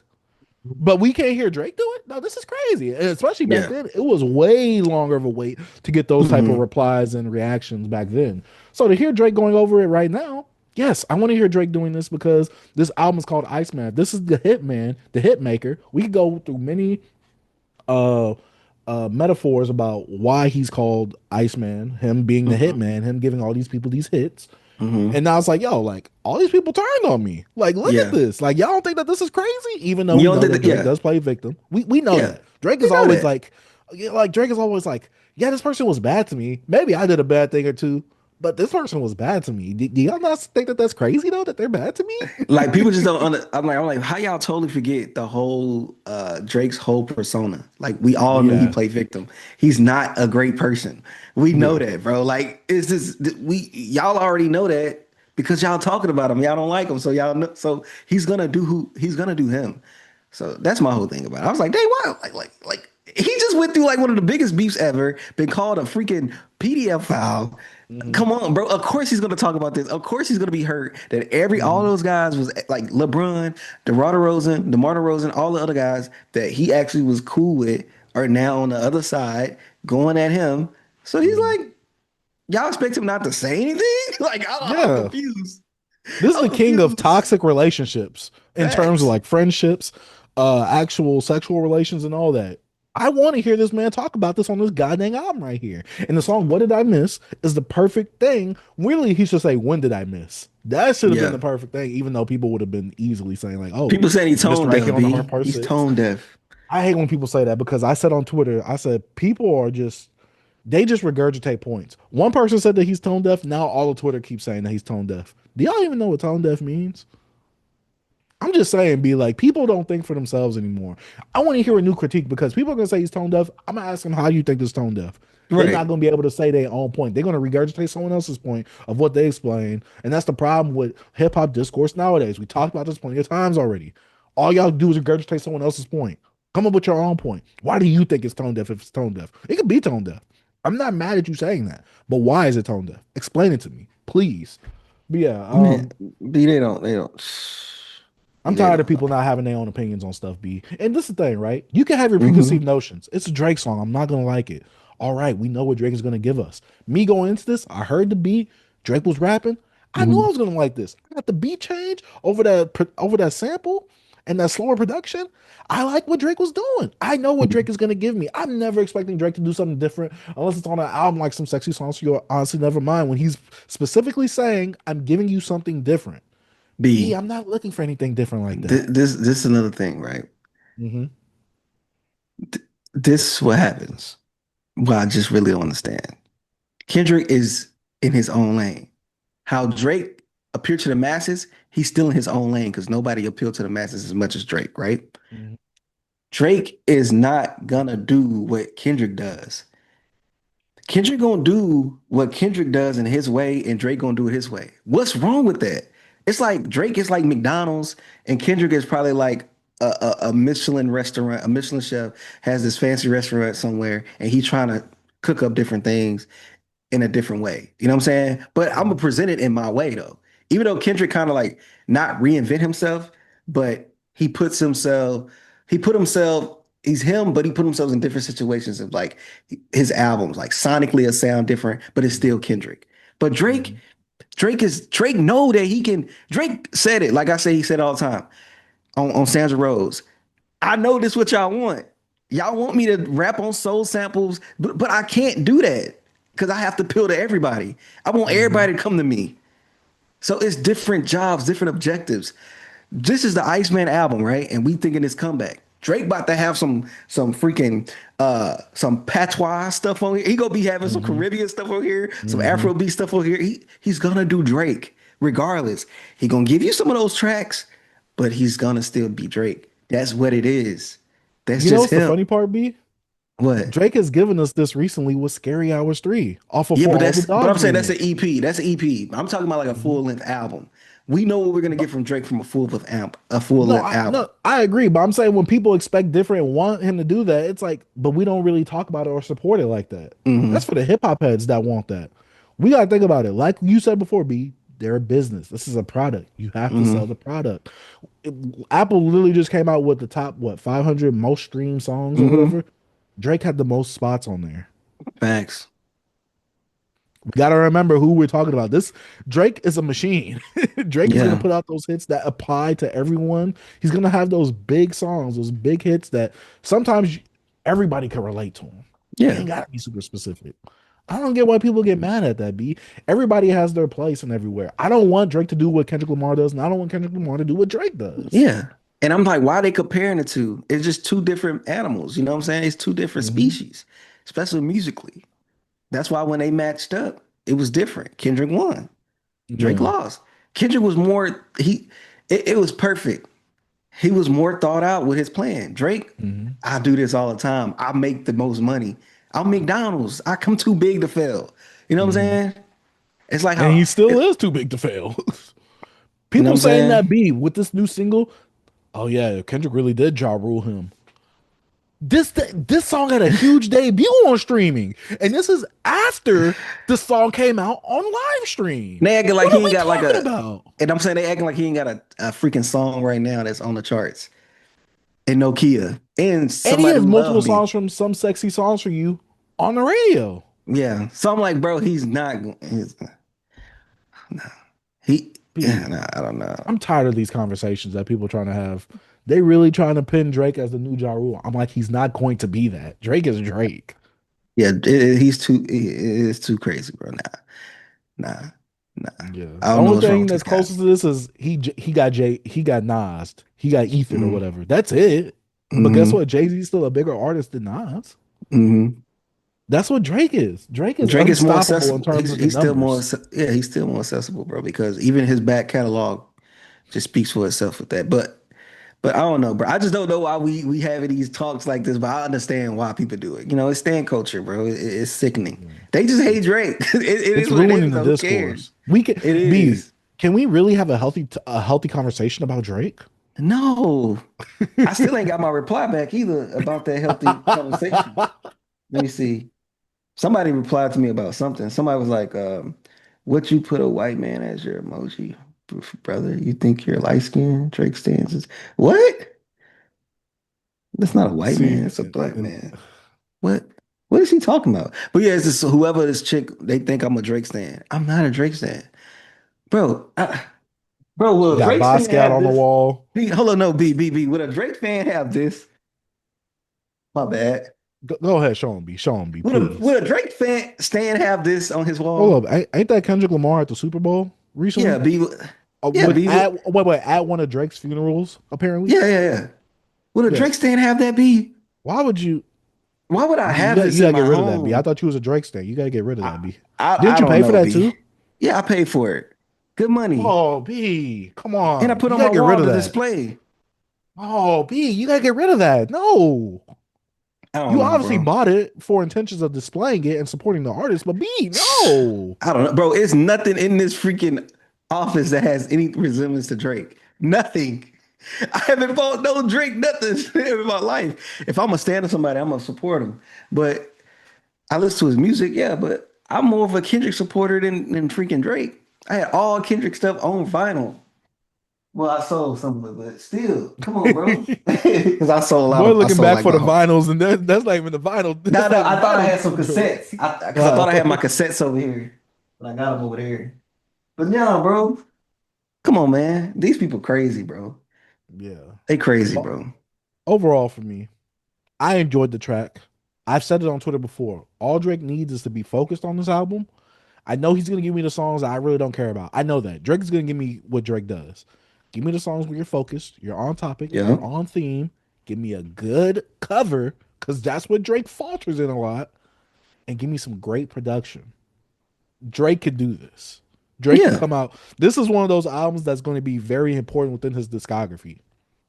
When it comes to albums like that, nothing, not nothing was the same, but if Your Venus Is Too Late is one of those important yeah, albums. Take Care was one of those important albums. Thank Me Later, kinda because it's his debut, not really though. CLB was one of those important albums as well. This is about to be an important album for Drake because of where it's placed within his discography and in his career. I want to see yeah. how he's going to come back from the beef, the responses that he's going to have, the features he's going to have, the production he's going to have, the actual narrative, and what the album's agenda is going to be with this project and the rollout, because he seems to be doing a proper rollout for this project right here. This is 2025's Scorpion album. Like That's what Scorpion was after the I think I Pusher. said that to you too, Yeah, right? yeah. This is the album that's after a beef. What could you do with this? I don't think it's gonna have the same effect as Scorpion just because of the time we was in, and also with the singles he led with in the beginning of that. But I think it's more expectations on Drake. I feel like he's probably feeling more pressure. I don't think he's comfortable. I'm not gonna lie, because while he is Drake, he still is. This is a different loss than the Pusha T loss, and Hmm. it's more scrutiny on his name and how he's looked at, especially with the lawsuit. I Hmm. think that Drake is in a lot of pressure. It's a lot of pressure on him.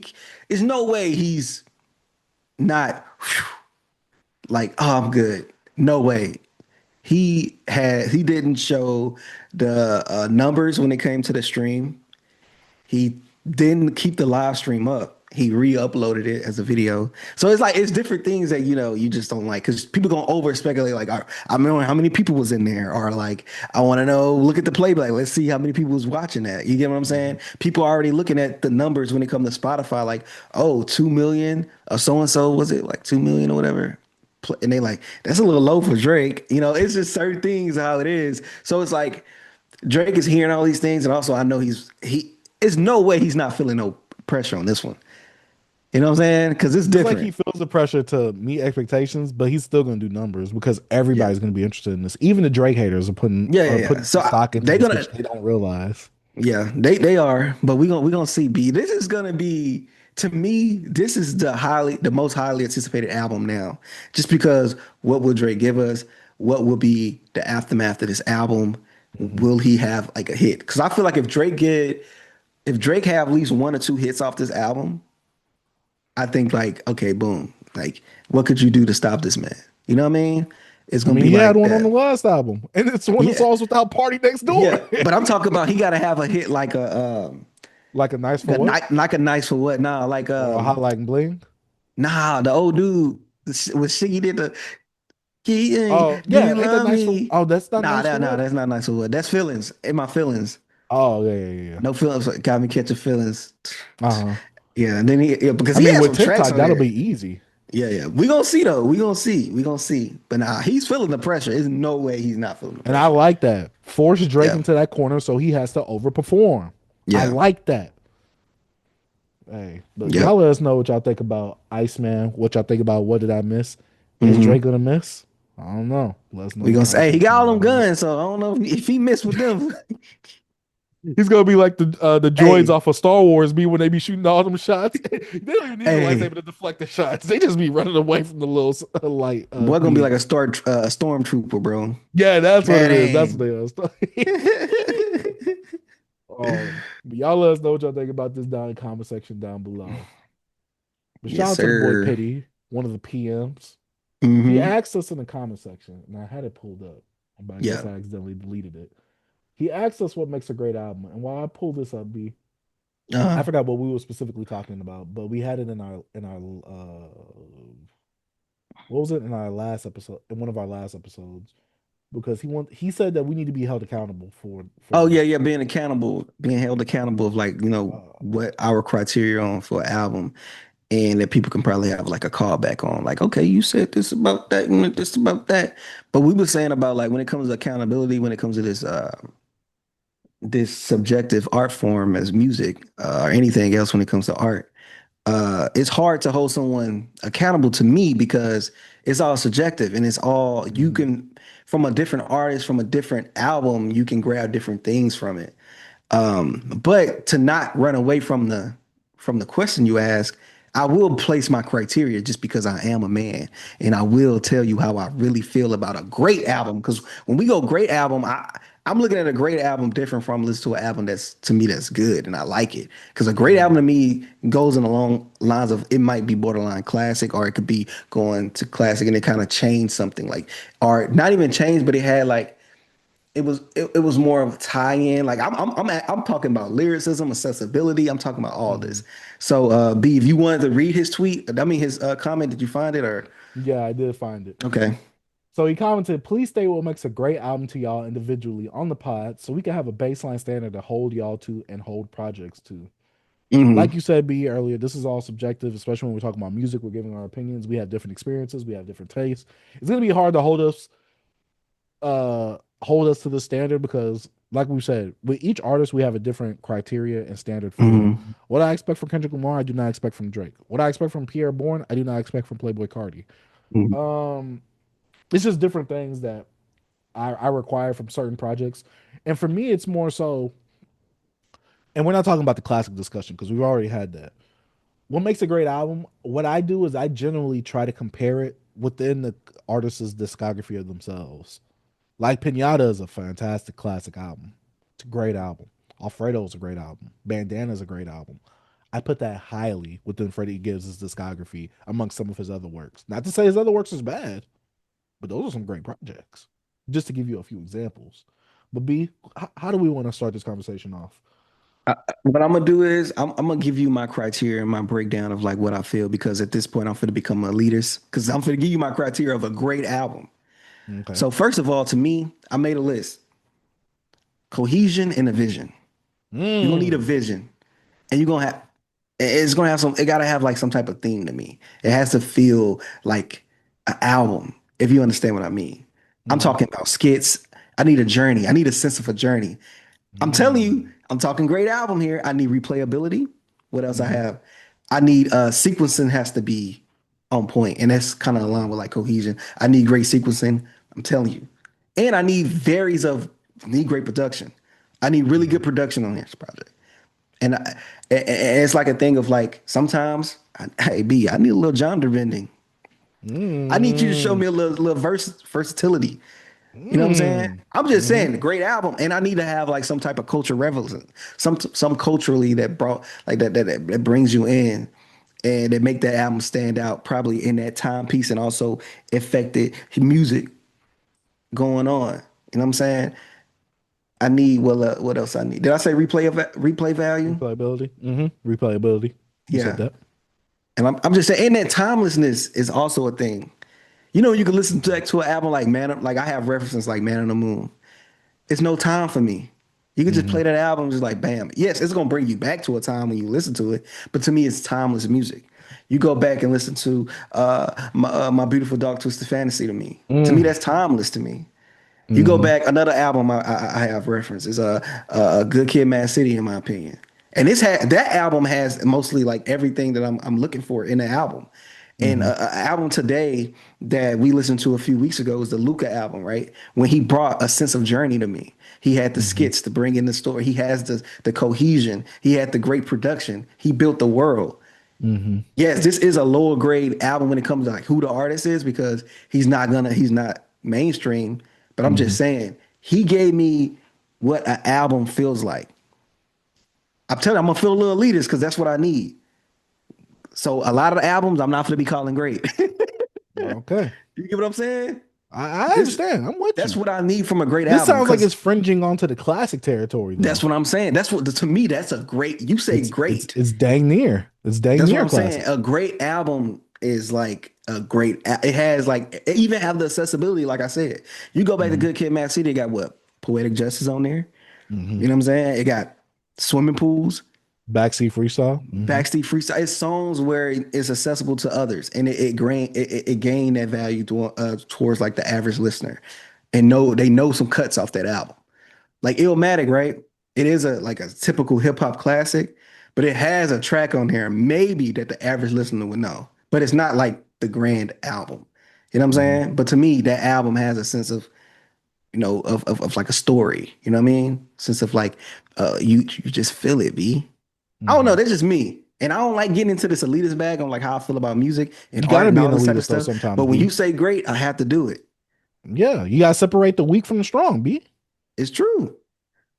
And that's just that's my criteria. And that's how I feel about an album. And if I look at this criteria, not many great albums gonna be out. I'm just saying. Cause like, bro, great albums come out like a few generation. You gotta think about it. You can't just continue to put out great albums. GNX is Mhm. not a great album. Mm. Mr. Morale and the Big Steppers to me is not a great album. Mm. It's not. I like It's, where this is going, B, because I'm agreeing. you get what I'm I'm saying? agreeing. You Just say because there's great. a strong messaging in there doesn't mean that it's a great album. Yeah, because to me You got it's to be able missing to a lot convey of that message in the music. facts. It's giving a lot of like yeah, I'm just saying.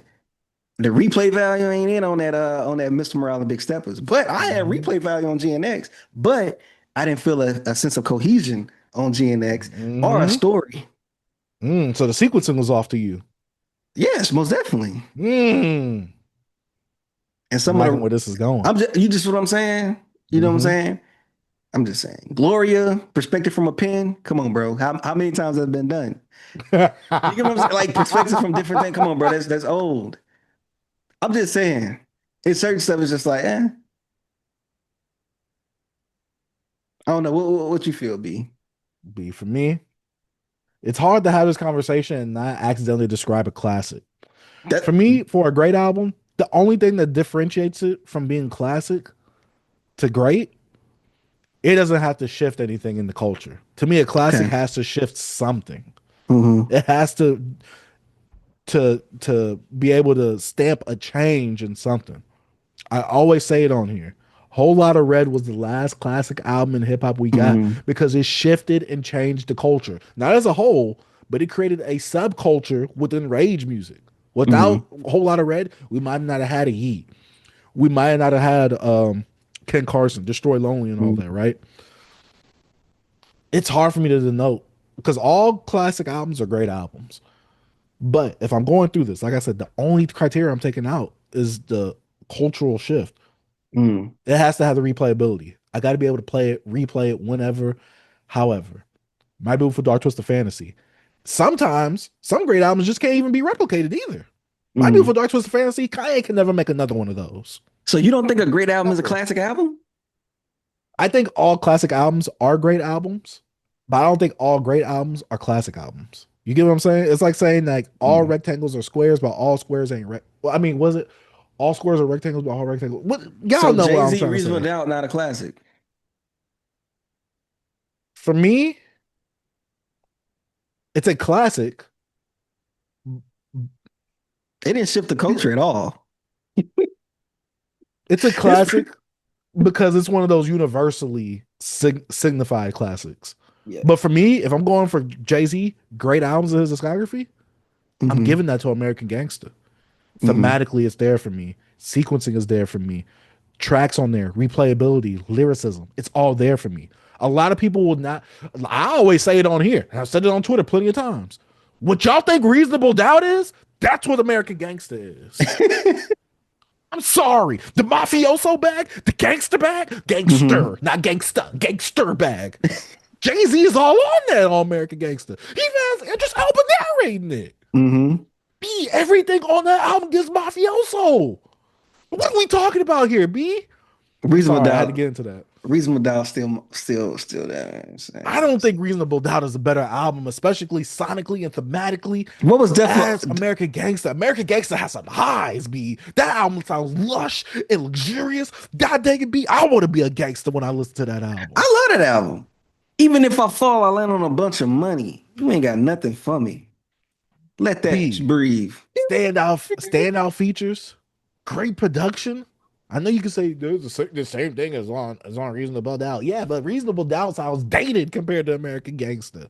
Mm-hmm. American Gangster, the Sonics I was going for, timeless. That's a goddamn great album. What And it's about getting Rock robbed Boys because of though? Reasonable, huh? What about Rock Boys? Rock Boys in the feeling tonight. B, that's the lush. That's the lush stuff. That's a B. When you hear that song, you feel like you're a gangster during the Prohibition era, and you in the club. B, you just in the back while everybody having a little party going on. Everybody dancing. You just enjoying it because you don't want to throw in a party. B.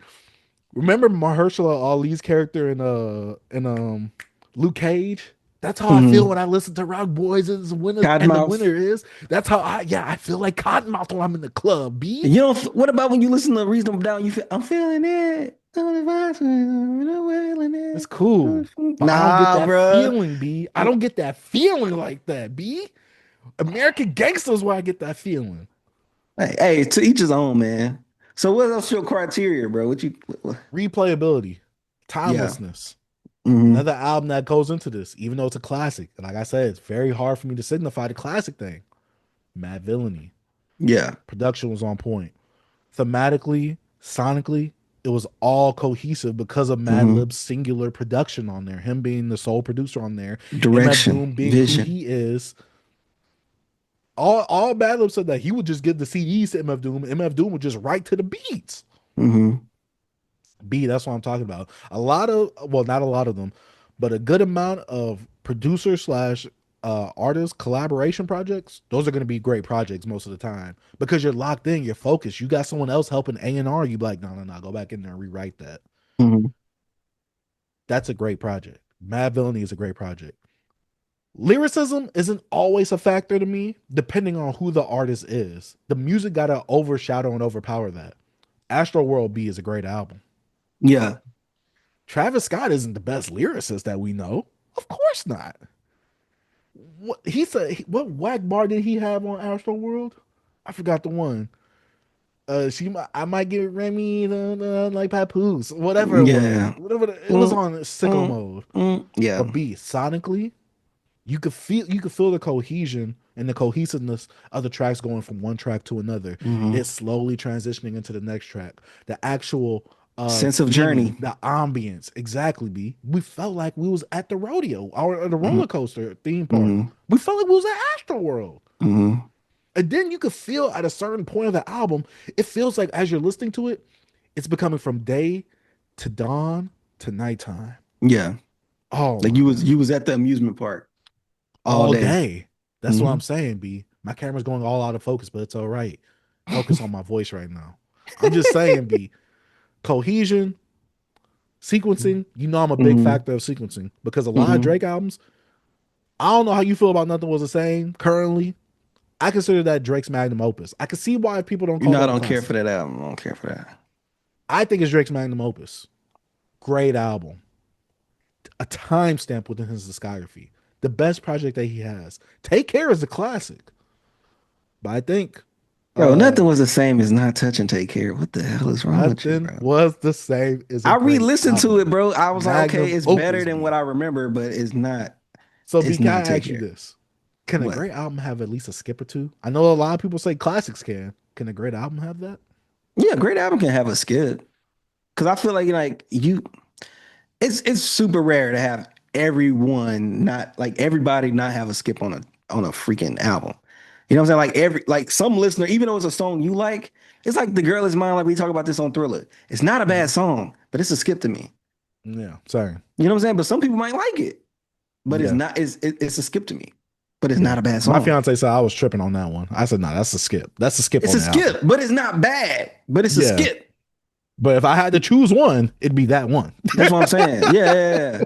Like Sorry, it's a no-brainer for me. Get that one out of here. get that, kick it out of here. Skip fucking daddle. Excuse my French. But no, I'm trying to think man. of what else makes a great album for me. Like I said, lyrically, it doesn't always have to be all the way there because an album like But Astroworld, it's not great lyrically, yeah. but it gets the job done. But when I say a great album, I'm bringing up lyrics. Like I love DS2. Like to me, that's a personal classic for me. I'm gonna play that before I play certain albums that I feel like lyrically bloom they there because it's more accessible to me. Because sometimes some albums weigh heavy, like you know the system might be not the system, but your point. What would you call it? Your bars might be a little higher up on your accessibility or up on your Mhm, production, and you know, a little dial back on lyricism. It's kind of like you know what I mhm, mean, like a little RPG. You know what I mean? So it's like that's my how I guess categorize categorize. I'll see I'm messing myself up. categorize. Mhm. It's certain projects, bro. Because I'll be like, yo, that's a personal classic for me. You know what I'm saying? Like DS2, I love that album. It had a vision. It knew the assignment. You know what I'm saying? Mhm. But I can't say it's a great album. Personally, just because what I want from a great album is gonna Mhm. change. So I have to set the freaking standard. If I set the standard, personally, I love that album. But if I'm gonna say a great album, you gotta read these standards. I need to have good lyrical content. Mhm. I need to have a vision, Mhm. cohesion, Mhm. good sequencing, accessibility in there, Mhm. great production. I need all that. I need all So that. B, that means that You gotta every have a little. classic, Hmm? I was gonna say that means that every classic isn't a great album then by that standard. We gotta look That's what at I'm saying. 808s and Heartbreak. That's why. Look. This is what I'm saying. That's why I'm We saying that cooking if I, now. yeah, but if I'm not, I'm just saying that I'm saying great album to me. Uh-huh. I'm setting those standards. And you said, hold up, you said my juice, you said 808 and Heartbreaks. What did you Uh-huh. say? It's I not a said great 808s and album. Heartbreak, B. No, I said all classics can be great then because My Beautiful Dark, 808s and Heartbreak. Lyrically, it's not all the way there, B. And it is considered a hip-hop album. But think about it. It It shifted has the culture though, but it's a production, classic. timeless, cohesion, shifted the culture, like you said, and also be maybe lyrical content is a little down, but the other levels are high, B. Everything else is at like an 80, 85, and you got like lyrical content at like 60, 50, 55 right 60. No, there. you gotta lower that a little more. You gotta lower B, that a little more. what about when Kanye said, Kids See all Ghost B? Is that a great album? that's great. B. Kanye wasn't bad on there lyrically. Kanye wasn't bad on there lyrically. No, Kanye wasn't bad on there lyrically. Because if what? No, Kissy go. Ba, ba, ba, ba, ba, ba, ba, ba, ba, ba, ba, da, da, da, da, da, da, da, da, da, da. Woo, woo, woo, woo. Come on, bro. You got the high on the lyric meter B. But You ain't gonna overall, G us on the cipher that lyrically, Kanye wasn't bad on there, bro. Like he wasn't doing those super He stupid, wasn't corny great on bars. there though, B. I know, but he was tame. Look, when you say lyrical content, what I mean by that, it don't have to be like spiritual, lyrical, miracle, individual type. Excuse my French. We talk about how subjective lyricism is, and there's no really standard for it. When we look at Travis Scott, it's guaranteed the lyrical content is not there with tracks. Like What's his guarantee? it's guaranteed. So when you listen to Kids See Ghost and you see Kanye West having tracks when he's discussing different things and it's bringing you into the world that him and Kid Cudi brought, I say that lyrical content was there. Because if you look at Pablo, right? Pablo is when this man went down the freaking cliff on some of those tracks. It's a up and down because you got tracks like 30 was Love but it. then you got Love but it. then you got tracks like Famous. I thought you was about to say Father Stretch My Hands. No, I'm talking about Famous. Even though Father Stretch My Hand, he wasn't there either. But I'm talking about Famous. If I get stained on this t-shirt, That's Father Stretch My Hands. that was. Yeah, if I That get stayed is. on, Ain't on that I made that t-shirt. Would chick that make me an famous. ass? God Yeah, damn. yeah, but he had a wild lyric on there. I just, Oh. yeah, he had, all right, yeah. Father Stretch My Hand, he had the freaking stain bar, the Mm-hmm. t-shirt stain. Trash. Famous, he Mm-hmm. had some trash bars on there too. So I'm saying, like, he had some bars like, all right, bro, what are you talking about, bro? Mm-hmm. I wish my, what do you say, what's that? I wish my dick had go, bro. Come on, man. Come on, bro. Like, come on, bro. Like, that's what So I'm then saying. B, But I got on a Kids See question. Ghost, he was more tame. Yeah, because he had to work with someone else. B, I got a question for you. I know you're not that big of a Young Thug fan. Is So Much Fun a great album? No, it's too top heavy.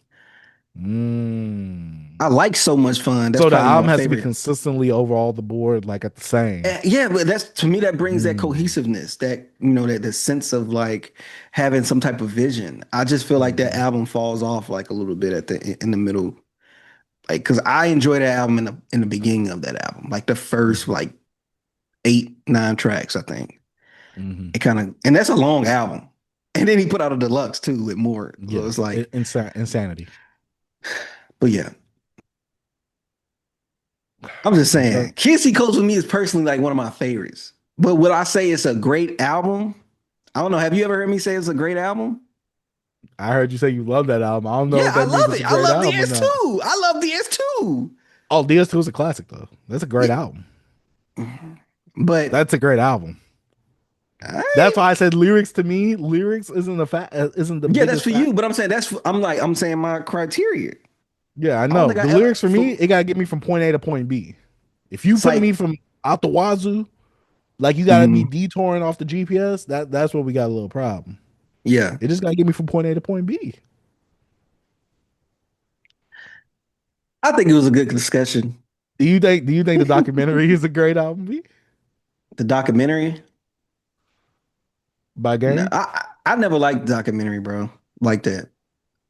It's cool, but to me, I don't know, bro. I'm just some people say that I fell for like all the name calls. I'm like, bro, but I always felt like that he freaking name dropped all the time. And some of the tracks on here, I just really didn't care for it. But he puts out good albums. Like the game has a really solid. He's really solid. Like I wouldn't say it's a great album. I wouldn't say it's great. Do you think he has a But great people call album? it a classic. People call it a classic. I give him if he have a classic, I give him that one. But he's really solid across the board when it comes to his projects. Because some people say Doctor Advocate. I'm like, I don't know about They that be one. I saying have to. that. They be saying that one's a classic. Doctor's Advocate, the documentary. I forgot the other one that they be saying is a classic too. They don't say the LAX joint or Sometimes the they be Red trying to do that. album. I'm like, really? I'm Jesus like, no, they Piece. I never know say the people like red. Jesus Piece a I lot. love Jesus Piece. I love Jesus Yeah, Piece. I think that's a good album though. I don't think yeah. it's a great album. But yeah, I'm trying to think of another album that's not. I'm trying to think of an album that's classic but isn't Man on the Moon. Great You say album. that's a great album, right? Yeah, that's a great album to me. Okay. It has everything to me. Even even like what the lyrics made you. It wasn't like a wordplay type of lyricism. It's like the lyrics that actually make you, especially for people at that time, younger people just going through things. They related a lot to teenagers and stuff like that that you could feel. You know what I'm saying? Had the lyrics that you could feel and actually relate to. So Mhm. that's a great album to me. I love that album. That's like one of my favorite albums of all time. So Oh, we know. If you haven't seen the review, go check the review out. yeah, But yeah, it's most really definitely. hard for me to quantify classic and great because it's like I said, for me, great, all you have to do is take out my classic criteria, culture shifting. That's all you gotta take Hmm. out for me. Yeah. Because that to me, like I said, lyrically, it don't have to be as lyrically dense if it shifts the culture for me to deem that it's a classic. Because I say this all the time, 808's a heartbreak. Lyrically, it's not doing anything crazy, but it shifted the culture. So did great Man on the Moon. Shifted the culture, automatically puts you in classic territory. And I Hmm. know I shouldn't be comparing these two. Nas is Illmatic, shifted the culture, classic. Hmm. I'm just saying, when I'm thinking about classic albums, I'm thinking of stuff that shifted culture. Only thing that makes a difference between a great album and a classic album, it just didn't shift the culture probably. Because there's Hmm. plenty of artists out here that probably have at least one great album in their discography. It just didn't change the culture. Maybe it went very Hmm. unnoticed or very slept on. B, Section 80. Is that a great album or a classic? What you putting that under? It's a great album to me. I don't know if it ever felt in the classic It standpoint. never did. It never did. Yeah, But but it's a I'm just great giving an album. example of it's a great album. And it's not as talked about compared to a Good Kid, Mhm. Mad City, To Pimp a Butterfly, or Dang. Honestly, I would say that Section 80 is better than Dang. But more Yeah. people will put Dang because it has the high accessibility on it and the chart Hmm. numbers and the Pulitzer Prize or whatever. They'll put that as a classic before Section 80. I think people are gonna make GNX a classic in the years to come because of the moment. Do you think an album can become classic because of the moment? Or are we just trapped in that album being part of a classic moment rather than it being a great slash classic album? At this time, I can't really tell, but I think this is just a take from me that I think is gonna happen. I think once this goes, the years pass, we're gonna start hearing that GNX is a classic. People, I've been seeing it now, so it's kind of like the Same. whole like I think the Carter 3 thing. It was the whole like, was it a moment or was it a classic album? And the more I Mhm. listened to and went back to Carter 3, like which is a good album, but is to me is not his best album. Like, you know what I'm We saying? both agree. But I Yeah. think it shifted the culture a bit. Oh, most definitely. So that's why I keep saying if you have that, to me, GNX did not shift the culture. To me, it was an album that came off of a very great promo tour of that beef. Mm. Surrounded by But people, classic but moments there people through would hip say hop that for it all shifted the time. culture because remember, hip hop is back now. That feeling is back. Kendrick brought it back. Are you talking about the people that only listen to Kendrick Lamar and don't listen to other hip hop besides him? Yeah. I'm just saying, B. I'm Mm. just saying. I literally think only Kendrick Lamar fans and stands are saying that. Because if so, all Nicki Minaj's albums are classics. And I'm never saying that. I'm never saying that. I don't even think she has one great album. You could have me on the books. You could record me, screen record me, do whatever you want. Nicki Minaj don't got no great classic album. Sorry. Bro, that's an easy one to say, boy. Only people gonna be mad at you is the Barbs Exactly. And in the that's a pretty big LGBT group. community, bro. You'll be all right. Yeah. Well, until they start finding my address and start knocking at my door. Then I won't be all right. They might come at me with Hey, machetes or remember that something. time we got into it with the barbs, bro, last year? Nah, I thought that was the beehive. Oh yeah, yeah, the It was barbs. the We got to barbs, we got bro. with the The barbs and the beehive beehive was on last year. TikTok. Yeah, The barbs was on Twitter, bro. Remember we was yeah. because you told one of them that what you said Lotto better than you said No, no, somebody I was said better Young than Miami. I said Young Young Miami Miami got Nicki got him Minaj wiped wiped down. down. You talking about the person that doesn't have their own tour that can't release music? I said, dog, she literally hasn't wiped down, bro. What are you Bro, talking they was about? going They was in, bro. falling for it, B. They was fall B dog, because I posted that clip of you, whatever you said about Nicki. I forgot what you Yeah. said about her. Oh I yeah, they posted were, that clip. I just started responding to all of them. Oh my they started gosh, they going went in on us, crazy. bro. Facts. Oh man. But y'all let us know what makes a great album for y'all down in the comment section down below. Shout out to that boy Pity from the PMs. Y'all let us know in the comment section. But B, let's go on to the next section. Mhm. We gotta talk about Clipse B. Yes, sir. Do you think Clipse is the best rap duo of all time, B? Nah. I don't B, think so. but Twitter told me that they are. And I the don't know, man. rollout. It's just so weird, bro. I even I even talked to Afro Reyes about this, bro. I put it on the class. I said, you think the Clips could become the best hip hop duo after this album release? He said he don't know. Maybe once the album release. And I'm like, I don't think if this album can be really No, great. And I don't no. think it can happen. Like, yes, I understand the whole thing of like people being like, we have to move on with time, and like sometimes, your legends or whatever could get surpassed. But I was thinking like, I think it's a point like it's always a standard. Like it's always a standard that some people you're not gonna pass them. It's like Michael Jordan. Like I don't LeBron do any of these people. It's just Michael Jordan is just the standard now. And I think when it comes to a duo, Outkast is gonna be. I think it'll be number one for a while because they have the classic albums, they have the accolades, they have everything that you put against someone that's our group of any individual in music. They have it all. They have, and there's no way you either gonna have to do what they did or double it to become number one. I don't But I think you also think just it's Oh, go ahead, B. no. Keep going, keep going.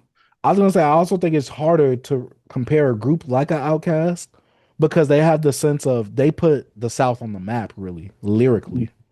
They put them on the map. Clips can never say that they did that for the South. Mhm. Mhm. Outcast did that. That's something you can Mhm. never take away. Yeah, I But keep feel you. going. Go But ahead, not B. even that. It's just the whole the just the. I'm just saying, just the impact.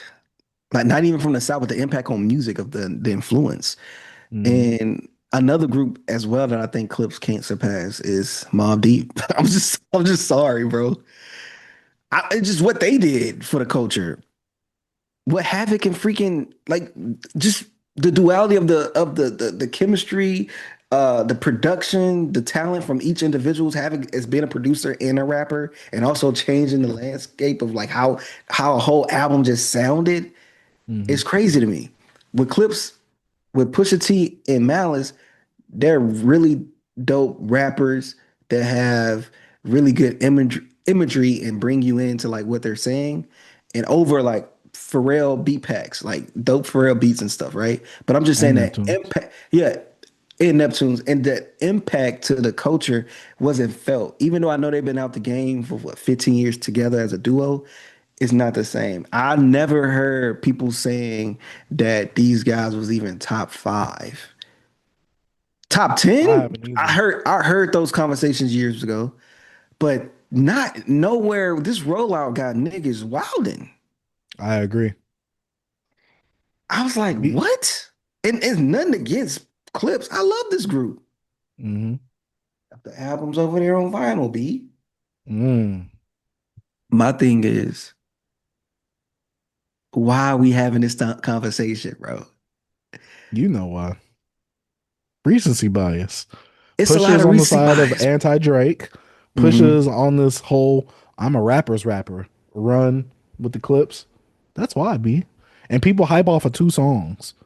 One of them you dissing Travis Scott. Yeah. B. B. Unless we've I'm got to sorry. really be honest about these tracks too. They good tracks, they cool, but they not.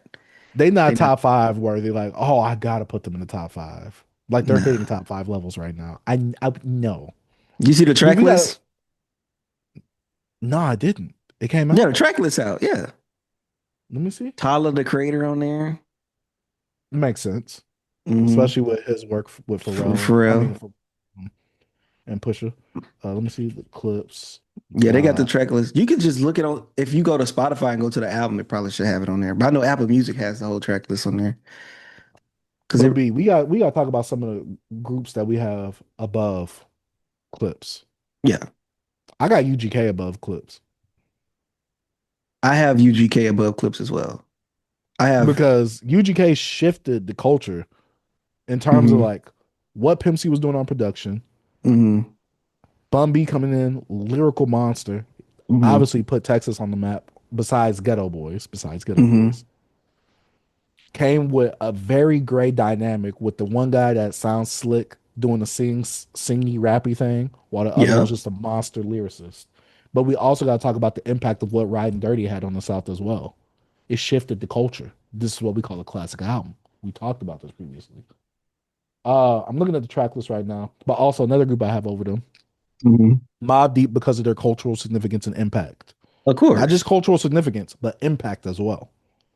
Outkast, to me, Outkast can never be dethroned as the best rap duo of all time. They Facts. just can't. They check all the boxes. All the boxes.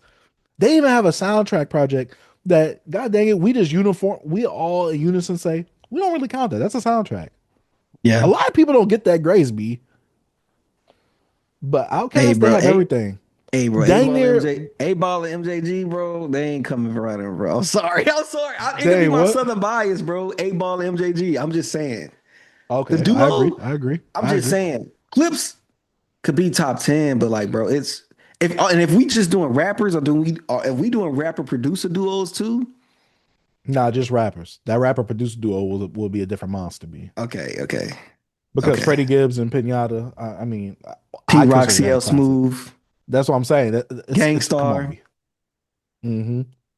But nah, So but the clips are top 10 to me. I'm not mad at top 10. Top five is where I have a bit of a but this one person, Problem with. Doggy Diamonds, the list that he put up, It's you you nasty. B you B you B. you you, you reaching me. He's I don't know if not you. you. He's reaching. I know, He's yeah. reaching. I don't know if you remember, but I had the conversation just if Clips a top 10 rap group like 2 weeks ago in our Mhm. notes, but I deleted it because I'm like, I'm not gonna give Doggy the time. Doggy is nasty, bro. When he made the stream, I was on his stream on YouTube when he did Uh, this list. Disgusting. He talking this is about such a Clips reach. better than Snoop Dogg and Dr. Dre. They better than Black Star. I'm like, bro, Black Star had one album. Come on, bro. I'm putting Clips above Two, Black but Star. Yeah, they did. They just recently put out the other one like yeah, two, yeah, two few years ago. But I'm just yeah, saying, I'm gonna put Clips over Black Star, even though yeah, I say Black Star probably better rappers yeah. in my Of opinion. But course, that, of course. but, but I'm just saying. Clips to me But has not. a bigger has a more wider variety to go off of than hmm Black Star. Black Star Yeah, yeah, literally only yeah, has two projects. yeah. Now him putting Styles and Jada, I'm like, bro, they don't have an album together, bro. They are deluxe. Don't No, to freak. me, Dr. Dre and Snoop is Bro, yeah, nasty. Dr. Dre and Snoop is That was the disgusting. nastiest one ever. I'm like, stop it. Red and Meth, Ray and Ghost, Jay Z Yeah, and Kanye West. You could at least yeah. put the Throne. Watch the Throne, and even though I wouldn't even put them over Clips, Yeah, even though that album was, that I album don't care for that is. album. Yeah. See, I you still don't. hater. But would you put Dog Pound over Clips? Nah, not for me, not personally. We I already have to said about do, JPG, UGK, Jay Z, EPMD yeah, just because of cultural what they done. significance and Yeah, impact yeah, yeah. makes sense. But What group would we put over them? Outkast, Mobb Deep, some of the groups I EPMD, put over them, UGK, A Ball, MGG. Oh yeah, they are. They are out of yeah, there. yeah, I put them Two, over them. 3, 4, 5. Oh yeah, so they like what? I say, They're in the last five, yeah, six group. they in the top 10. I'm not arguing about it, but this dude said they not even top 10. That's disgusting. This Yeah, dude is so disingenuous with putting Snoop and Dr. Dre on here. It's just nasty. And then putting Ray and Ghost in there, like they never made an album together technically as Ray and mhm. Ghost and had multiple projects. He's just putting like, oh yeah, these people that's collaborating with each other. Like, come on, bro. Oh, and then he put it all claps. All better than the Clipse. I'm like, no, doggy, you tripping, yo. What would you say You about Run tripping. DMC? Nah, bro, I got Clipse over them niggas, bro. Them and they Adidas can get up out of here. Can't say DJ Jazzy Jeff and the Fresh And Prince. Fresh, yeah, because that's a producer rapper duo. DJ Yeah. rapper. What about Camp Low? No, I got Clipse over Camelo. I'll put Clips over Capone and Noriega. I'll put them over Oh, them. yeah, yeah, yeah. I'm just looking at some. I just quickly Looked at some Googled some. duos. Yeah. Yeah. But nah, bro, Even that though was I just don't some know why they nasty put work. Goody Mob in here. What the F? It's multiple members of Goody Mob. That's what I'm saying. Like, why the F did they put that? They put Wu-Tang Clan in here. All right, man. I'm out of here. That's groups. Yeah, they tripping. Yeah. Oh, they put bands / rapping. But yeah, Yeah. Clips is definitely a top 10. Top 10 hip hop group. Obviously Yeah. on the lower end of the 10, but still a top 10. There's a lot of other Mhm. Southern acts above them. Actually, 3 Southern acts that are in my top 5 Yeah. I got personally. A But yeah. Ball, UGK, and Outkast above them. Yeah. Some of the best duos that we've ever had in hip hop. Hmm. But yeah, do we even talk about the rap roundtable point of Yeah, with Sin, shout out to our yeah, roundtable. But yeah, Sin saying like, yo, after this album, I'm like, after this album, you probably can move him up a little bit on the list. But saying being one of the greatest of all times, you're wild. And even though that's your opinion, and they have their whole like section of the podcast unpopular opinion, I get it. I'm not going at your opinion, but it's just a bad take. Like we have bad takes. It's fine. Like I have bad takes every week on this podcast. We all have bad takes. not me, but keep going. All right, whatever. It's a bad take. It's just a bad take. There's nothing wrong with having a bad take. We got a Yeah, mic and a camera in our face, and sometimes we say things that's crazy. And that was a yeah. crazy statement. I know a lot of people say that like hot take culture has kind of like taken over and like ruined discourse Mhm. over all mediums. Oh, it has. It started in So sports. yeah, that's what I've heard. Which obviously I don't know anything about sports, so I can't really Yeah. commentate on that. But yeah, I mean that's what gets the clicks, man. You have a bad take, a lot of people crap on you, but that's how you bring attraction to the show sometimes. Yeah. But this one we are going to have to disagree with. We're actually going to be truthful about this one. I can't agree with that only because like one that's an unfair critique to be able to that's an unfair point to give them because we don't know what other groups would have had if those members kept going. Mhm. If Outkast and Big Boy and Andre got back together and did one more album. Like we don't have these hypothetical theories. So it's kind of unfair for me to be like, oh yeah, after Clipse drops this one album, they're gonna be the best duo. Because one, we haven't even heard the album, so we don't even know if it's good. It's gonna be good, but we don't know if it's great. Right. But we don't also know the potential of what those other albums would have had. I mean, those other duos would have had if they would have kept going. But I'm just saying, bro, if you just sometimes you if you match people, sometimes you gotta do the matchups. If you do this, you can do album for album for album. They don't Clips don't have have a that. album that's better than freaking Aquemini, Aquemini, AT Aliens. AT Aliens, Southern Playalistic. Nah, they probably have. I think I like Hell Have No Fury more than Southern Playalistic Cadillac Funky Music. I'm not gonna put up Stankonia because I feel like you're gonna hurt my feelings if I Yeah, say you know, that. I don't care for Stankonia like that, That's but what I'm it is saying. a I'm good not saying album. that. Yeah. A I'm great putting album, Hell B? Has No Fury over there, huh? A great album? It's a good album. A It's a great good album. album. Great album. I, I don't Great know. I don't album, B. know. It's a great album, Stankonia B. sonically just doesn't do it for me For sometimes. me, it does. I love the weird, I try quirky to come back funkiness to to it. it. I think I got it on vinyl, actually. I need to get it The on vinyl. VMP version, right? Am I bugging? I think I You got that. probably do have the VMP version, but I don't probably make me have it. sad, B. They still got my beautiful Thugger girls in hostage, even though they Hey, got VMP retaken is over over, by a right? new. Did they? No. They got a company who took it over. Oh, for real? Yeah, I gotta read it in a bit, but yeah, we can finish this point. And I can probably look for that email. Okay. But yeah, how do y'all feel about Clipse? Is Clipse a top 10 rap duo of all time? I know Are B they? thinks that. Yeah, I Well, think I know so. B thinks no. I mean to say I know you know that it's a top 5 group for you. But yeah, y'all let us Top know five? about that. Nah. Yeah, for you, B, for you. Nah. Hey, after this album come out, I could say they could be top five if it's good. I could put them in my top five. I'd be like, all right, boom, they could bump out EPMD for me Mhm. or something like that. You get what I'm saying? But bumping Yeah, out I just Outkast wonder is like insane. no Being no number no no one no no is no no just no no. insane to me. Yeah, because that means you shooting from sixth place all the way to one. That's insane. That's a Mario Kart, one blue shell, 4 to 5 red shell action happening, which is Mhm. impossible. It's impossible Yeah, to hold this that many actions revisionist in Mario history, Kart. this living in the moment type of mentality, these hot takes, it is killing. It's killing. That's why I kind of try to chill on hot takes because I know, Hmm. like, nigga, some of the hot takes we say we don't even believe. Like, we just say it. Hmm. Except for my American Gangster one, I fully believe that one. But besides that, yeah. You tripping, my nigga. Let us know what y'all think about that down in the comment section down below. But real quick, B, VMP did get taken over. It's Okay. revived. Let me see. Jesus. It's by someone named Nick Alt and Emily Muhaberik.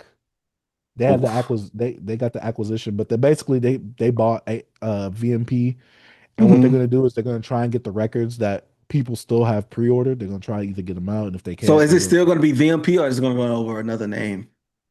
on the AMA we're going to cover stuff like what's happening, what's not, which records got pressed. I think they're gonna still keep it as VMP because they Okay. want to keep it going, basically. Okay. Okay. So yeah, they're gonna try and do their thing on that one. Right Hopefully, I get on. my goddamn records on there, and hopefully they become a better company. I hope so. But yeah, B, we can make a quick topic Yeah, of it's a this, and little we light can head topic, out. bro. UK versus the USA. Skepta has some questions, and he's like, "Yo, we might need to get it popping with the USA versus the UK thing. I want to clash an American rapper anyway. Finally, get this UK/US rap debate sorted." This nigga B Big delusion. Smoke, Big Bro, Smoke, this B. bro, who's debating that? Well, B, you never thought about Lancey Fox versus Travis Scott? You ever thought about what's the dude named Grits or something versus Eminem? Like Drake, who was that? Dave versus Kendrick? Skepta, if you don't get your bet Central on C versus somewhere, Little Baby? Like, come on, bro. Get up out of here, those two bro. actually could go band for band. Ah, Little but Baby yeah, will smoke that nigga, B, and I don't even care for Little Baby. he will. We could go ban for ban. If it a fit for that, we could go that for that. And if it eat for it, get out of here, bro. I'm gonna go get me some crumpets and I'm gonna eat to eat. Well, I don't know what they talk about. I'm gonna tell you. Get out of here, bro. I watch y'all little kids and y'all people over there eat our food all the time and go crazy. Cause y'all don't B, you even know don't what like the good beans and food tastes toast? like. Y'all barely know what good music, huh? Fish and chips? No, no, beans and toast. Nah, bro, I'm good. Fish and chips here. They Shoot, have that's it. hot tea at their breakfast, bro. We want orange juice, buddy. Well, I want some sweet tea, not no hot tea. Yuck. Yeah, they don't even know about sweet tea. Boy, I watched one of them boys drink a sweet tea and went crazy. They went nuts. Hey, I should see, bro. You ever saw the video of them Brits eat some barbecue? Them boys was Uh-uh. freaking out, boy. They didn't know what they was doing, B. Shoot, I'm gonna freak out later after this pie on that barbecue Hey, as well too. hey, B, B. hey. I got a chopped brisket sandwich in the in the microwave in the fridge right now. But I'm about to put some of that sweet Barbara Ray on that joint. Hey, about to go Yeah, crazy just like a bee. boy, I'm about to go. Wow, wow.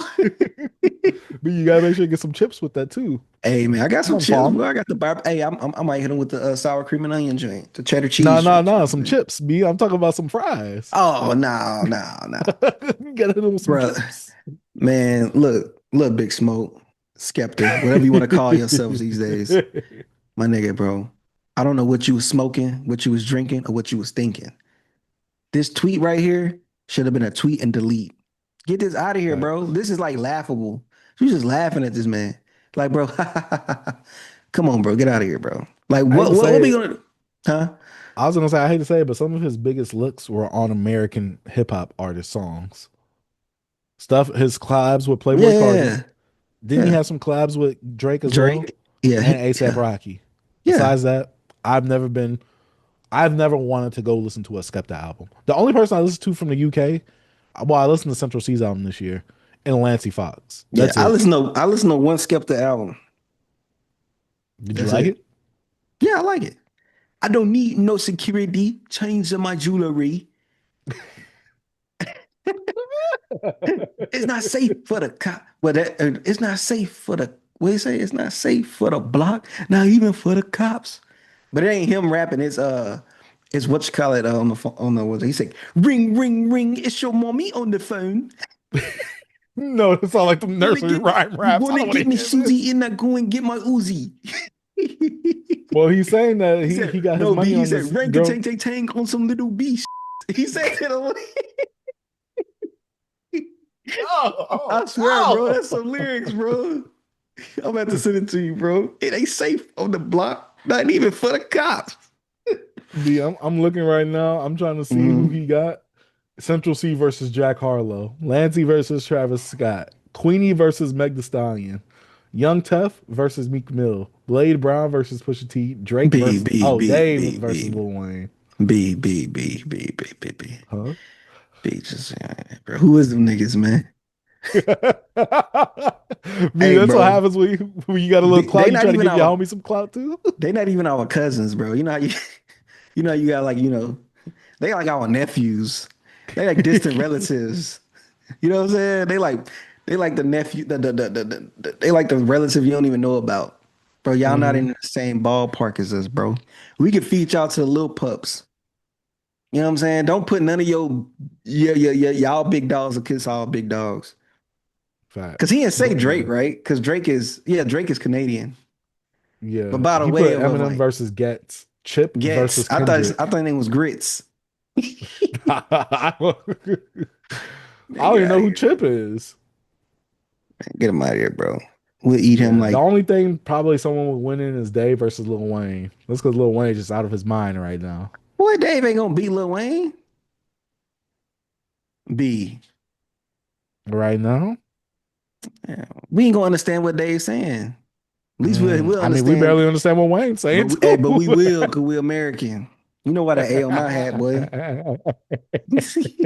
Navy, hey, the red, white, and blue, boy. We just had July 4th, man. Come on. You try to disrespect us a day before July 4th, too, man. Get out of here, man. Hey, B, that's your man's B. Hey, man, you better go and get your telly. Hey, this boy trying to do some premium advertising before he goes on that tour. I know that. Bro, tripping. But yeah. But B, I think that's about it for the topics. You got anything else you want to get off your chest, B?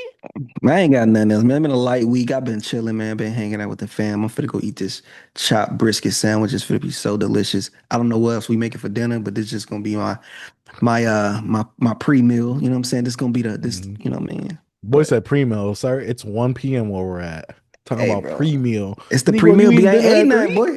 I ain't ate nothing. I eat dinner I at like see. 5. I ain't ate none today. Okay. Have you ate? You already ate? Yeah, I ate something Yeah, before we do the pod. I got I to. ain't, I ain't eat nothing, boy. You know what I'm saying, big That's muscles been over another here. episode. That's been another episode of Beyond Beats and Culture Show. Let us know what you think about today's episode down in the comment section down below. B, you got no closing thought from you, B? Not really, man. I just say keep music creative, man. We got to be honest. Mainstream is not there where it is. I'm excited for the Clip album. It's dropping. I'm gonna put that joint. I'm gonna lock in on that album. The day it dropped, the night it dropped, I'm gonna stay up, man. Like seriously. And I'm not hitting the timeline because I don't want none of you people to have crazy eating on the timeline. You know what I'm Oh, saying? it's gonna be crazy eating. It's gonna B, look I like be Tiana Trump mistaken. action happening on the Hey, timeline. B, I be mistaking it all for porn, boy. I be thinking freaking Janice Tiana Hart. What's her Trump, name? Yeah, I be thinking, Janice she Hart. going Janice Hart. Yeah, that's her name. That's my shorty. Yo, check this out. That's joint, you know what I'm saying? Did I ever tell you about sometime a fake account from her freaking messaged me? Mm-mm. I'm like, bro, they was like, ain't you a real fan? I'm like, yo, you're not the real person. And Yeah. they was like, oh, they put the shake my head. Like, well, I'm like, yo, you're not real. I said, I'm a fan of her, not you. They stopped replying to me, B.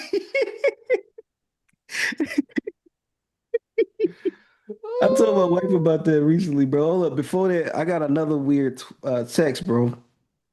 You ever got those like really scammy type texts? Toll tag ones, or it'd be from like an Nah, iMessage. like a random person just text you. Text you what? Text me what? Hold on, let me find it. I'm gonna show you, bro. They randomly text me, bro. Why I can't find it, bro? I can't find nothing in my phone no more.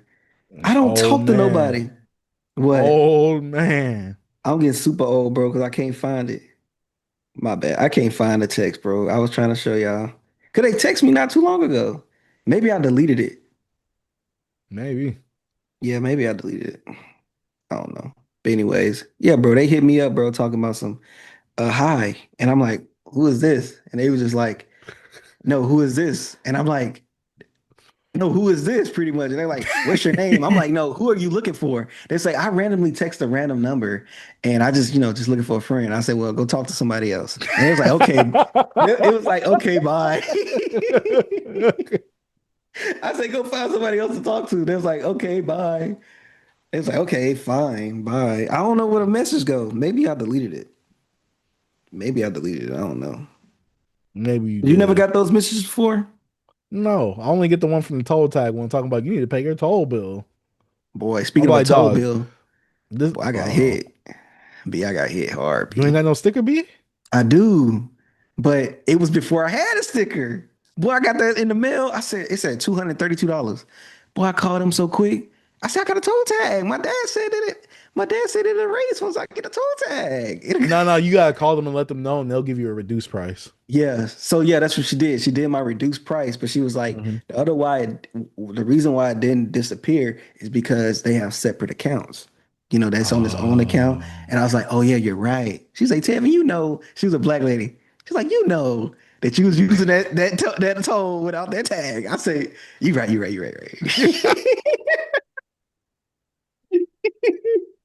Well, I still freaking out. Boy, I saw that number. Boy, I was like, hold up, bro.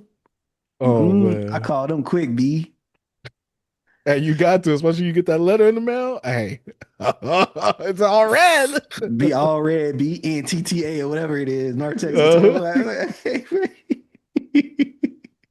Boy, I was in that joint like, huh? I got a toll tag. Why they sending me this? That thing said $232, boy. But I had to pay $109, bro. That was the reduced price. Oh, that's not too 109. bad. Yeah, I Yeah, wasn't F the tripping. one from Austin. I'm gonna say that right now. TX tag, F y'all. Yeah.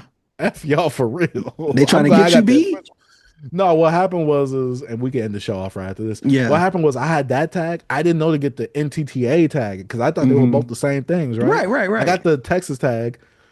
I'm still getting the bill from NTTA, but I'm still Yeah. paying Texas tag. I'm like, I got a Texas tag. They was like, yeah, that I don't know. They was basically saying, like, I called TX tag and I was basically trying to talk to them, like, oh yeah, I'm still getting a toll bill. Them, yeah, you shouldn't be getting that, but you need to make sure you pay us. I said, all right, cancel, get the NTTA, F Yeah. y'all. So you went to toll.com.org. You got the toll tag now. Uh-huh. Yeah, But that's what when I I got. Yeah. put it in Texas toll tag or whatever, they was the first ones that popped up. Yeah. So I was like, Yeah. oh, okay. And they was charging me after a hmm while, but it started racking up. I was like, how come this ain't working no more? But Boy. hey, I paid that toll bill off and I got me a sticker. Hey, I feel you, P. I had to Yeah. get it too. But yeah, bro. Other than that, man, look, backstories of what we go on in everyday life. Not All right. paying bills, B. No, I'm paying bills. These lights still on, you see? Someone gotta pay for Hey, these lights. hey, that's true. That's true. I ain't gonna lie, bro. My water bill look crazy. You know what I'm saying? Nah, I bet you like, hey, turn that water off, boy. Hey, bro, I noticed that I was running my sprinkler system for 3 days out the week. I had to switch that. Hey, it's two. It's two now, B. I was like, oh nah, that three gotta get, you know what I mean? Y'all not gonna be hitting me like this every month.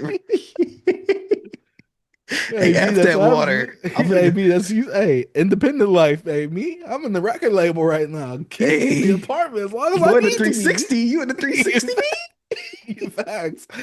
Hey, hey, look, it's all allotted throughout the building. I'm cool. Hey, bro, man. But yeah, B, Oh I yeah, ain't got nothing else, bro. yeah, me neither. Skepta, stop doing drugs. And that has been Facts, it bro. for another episode of Beyond Beats and Culture. My name is hmm Chase Dark Sage. I'm T. Peace. Peace. Man, shout out to Beyond Beats and Culture.